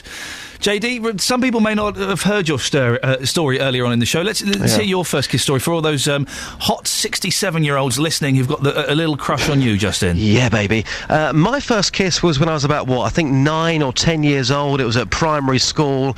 It was down the field. It was behind the tree. It was where, sorry? It was down the field at school. It was again, is that another euphemism? Yeah. On a par with going to Leighton Buzzard? Yeah, quite possibly. Ian, it was magical. It was absolutely magical. It just felt right. I thought, you know what? This day I won't forget. One slight problem, that lady is now a lesbian. So I think I turned her. How do you know, I'm sure it's not the last time, how do you know that she's become a lesbian? Well, I was having a conversation with somebody about, 7 or 8 years ago. I was saying, my first kiss at South Hill School. Oh, it was absolutely amazing. I mentioned the person's name, and they said, Justin, can I just stop you there for a second? Oh. Yeah, well, what's the problem? She's now a lesbian. Well, I don't know what you did, but she's now a lesbian. There you go. You see, that's no, listen. That's no bad thing. You've possibly helped her on her journey of self-discovery, which is wonderful. If only we could all be so lucky to have made that journey. You've been talking to people about first kisses this morning. We give you all the good jobs. What have they been saying? Everyone's got a story here. Yeah, I've been out and about early this morning, asking people about their memories and their stories of their first kiss. And here's what people have had to say. It was at a school disco. It wasn't attractive. Okay, so who was he? I don't actually remember his name. I remember a primary school disco, and it was kind of last dance of the night. A boy grabbed a girl, and that was it, really. So how old were you? About 10, I think. Oh, and this is my key question. What was the song in the background? Oh my God, it was something like TLC Waterfalls or something like that. Oh, that is shocking. Yeah. So a shocking kiss, a shocking song, a shocking night. Very much so. Have things improved since those days? Well, I'm married now, so hopefully, yeah. Is he a good kisser? He is, yes. Thank God for that. Thank you. Thanks. Youth club, age 12. Jane, what's your memories of your first ever kiss? Was it a good one? No, it was just rubbish. I was only about 8. Okay, what was his name? I can't remember. John, I think. John? Yeah. John boy. I've got to go work. Are you going to be kissing at work today? No one. Rakesh, what's your memories of your first kiss? Oh, awesome. I just can't forget it. It just comes back and forth when I'm a little sad. What getting deep here. Yeah, yeah, because so it's who quite was romantic. She's my love. I'm getting married this December. So you're still with her now? Yeah. So how old were you when you first kissed her? Like that, small kisses I've had, but this was a big one that I can remember. Okay, so how old were you? About 21. Some holiday with my family. I was quite late. I think I was like 12. Her name was Claire. She spoke really weirdly. It's my first kiss on holiday. I remember crying my eyes out when it was the end of the holiday. Really? Yeah, because it was like first love, sort of puppy love sort of thing, first kiss. So that was when you were 12. Have you spoken to her since? We were like pen pals for like a year, believe it or not, and then it just faded out, as it always does. Write to her again today. Now she's fresh in your mind. You can do this. Come on. Maybe. I wouldn't even know her address. It's long gone. Hello, how can I help? Hello there. We're after your memories of your first kiss. What, sorry? We're after your memories of your first kiss. Are you? Okay, well, I can't give you that information out over the intercom. Why? Just because I can't. Hello? Hello? Disappointing. Why couldn't they give it? How could that woman, by the way, she remembers "Don't Go Chasing Waterfall," which is a cracking song. But your version's better, by the way. Thank you. But she doesn't remember the name of the bloke. Oh, this is ridiculous. I think everybody listening should know the name of their first kiss, because there's certain things in life that put you on that path. Yeah. And having your first kiss, I would say, is one of those unique moments in your life that you shouldn't forget. Yeah. I remember mine well, and it's a memory I treasure dearly. Listen, very quickly, just going off on a slight tangent, Justin, just because I've got to fill for the next 4 minutes. Downton Abbey. Yeah, rubbish. Well, now, is it? Have you seen it? It is. Is that awful? Well, have you ever actually sat down and watched it? Yes. My mum said to me, sit down and watch this programme, you'll love it. I walked out after 15 minutes. It was dreadful. Why is it so dreadful? Oh, come on. It's just so far away from real life. Oh, Justin, I'll stop you there. We've got a guest. Okay. We do have a guest. It's TV critic Toby L. Morning, Toby. Morning there. How are you doing? Yeah, I'm good, thank you very much. Good. Downton Abbey, I've never seen it, and we'll get onto the furore in a second, but why is it so popular? Because it's warm, it's cosy, it's a hot muffin with butter on a Sunday night on television. It's just very positive and uplifting and not too challenging. It's not too challenging. It's a big, glossy, soapy melodrama. That's what it is. It's a glossy, soapy melodrama. And it is quite soapy, is it? Gosh, yeah. Right, okay. Gosh, I mean, it might be wearing a white tie for dinner, but it's as soapy as Corrie. I mean, there's no way around it. But if it's so glossy and so uplifting, why they've done this story where someone gets raped on it? It has created furore in all the papers. Have they crossed a line here with it? Well, I think the problem from my perspective is that it just felt very tacked on. It just felt as if it's used as a plot construct as opposed to necessarily something that had been kind of on the horizon. Maybe there'd been a kind of an air around it. It just suddenly bang done, and it had been thrown in it, particularly because it happens right at the end of the episode, which feels cheap. I mean, it's a cheap cliffhanger. It's a cheap cliff, exactly, and it feels like an easy buy-in for the next episode as to what's going to happen. The problem is, of course, I've got this sneaking suspicion this is exactly the kind of storyline they're going to resolve at Christmas. Oh. Hey, tuck into your mulled wine, like 10:30 on a Christmas night, watching that. It's the EastEnders thing, isn't it? If you want a miserable 2 hours on Christmas Day, watch the EastEnders Christmas special. Absolutely, of course. But it doesn't feel like it sits particularly well within the show itself, the framework. And the thing is, they've had loads of deaths, but somehow that seems kind of okay. But they've had some very silly plot lines before, and when you have something that's slightly, faintly ridiculous and also is a melodrama, to suddenly have this very raw and graphic, storyline, it just doesn't quite sit. To use a TV term that I'm sure you're familiar with, has Downton jumped the shark? I think Downton has jumped the shark 3 or 4 times, particularly when cousin Matthew was apparently paralysed from the waist down and in a wheelchair, and then all of a sudden his fiancée drops the tray and he gets up to go and help her pick it up. I mean, that was somewhere out of nowhere. Also, Lady Mary, she seems to kill off every single bloke she's ever with. Her fiancé died on the Titanic. She was in bed with that young Turkish chap who died in bed, and then, of course, cousin Matthew ends up having a car crash despite, he swerves to avoid a car, and there were only 4 cars in Britain at the time, and he manages to find one of them to have to avoid. So she's a curse. They've got silly storylines. I mean, the Earl of Grantham, whatever he says, do the opposite. Every week he says, do this, don't do that, do the opposite. He is no good. He has no wisdom whatsoever. Toby, we have to end it there. Thank you very much indeed. Toby Earl, TV critic, telling me why I should be watching Downton. Travel news for beds, cards and bugs. BBC Three Counties Radio. Congestion remains on the M40. Northbound is queuing after the accident earlier between High Wycombe and Stokenchurch. It's slow back to Loudwater on that northbound side. Busy London bound as well past what was the scene of the accident.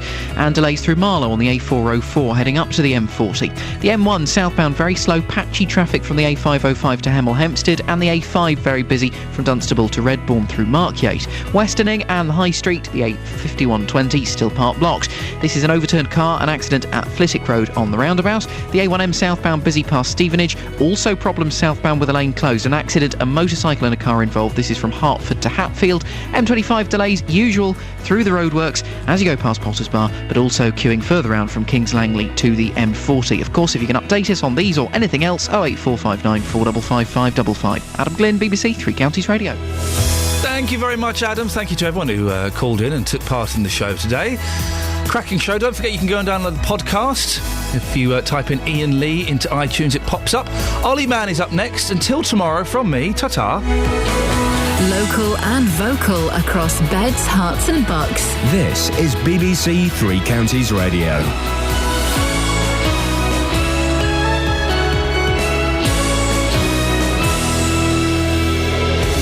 Yes, good morning. It's the JVS show. I'm Ollie Mann, standing in for Jonathan Vernon Smith all this week. Coming up later, I'll ask if the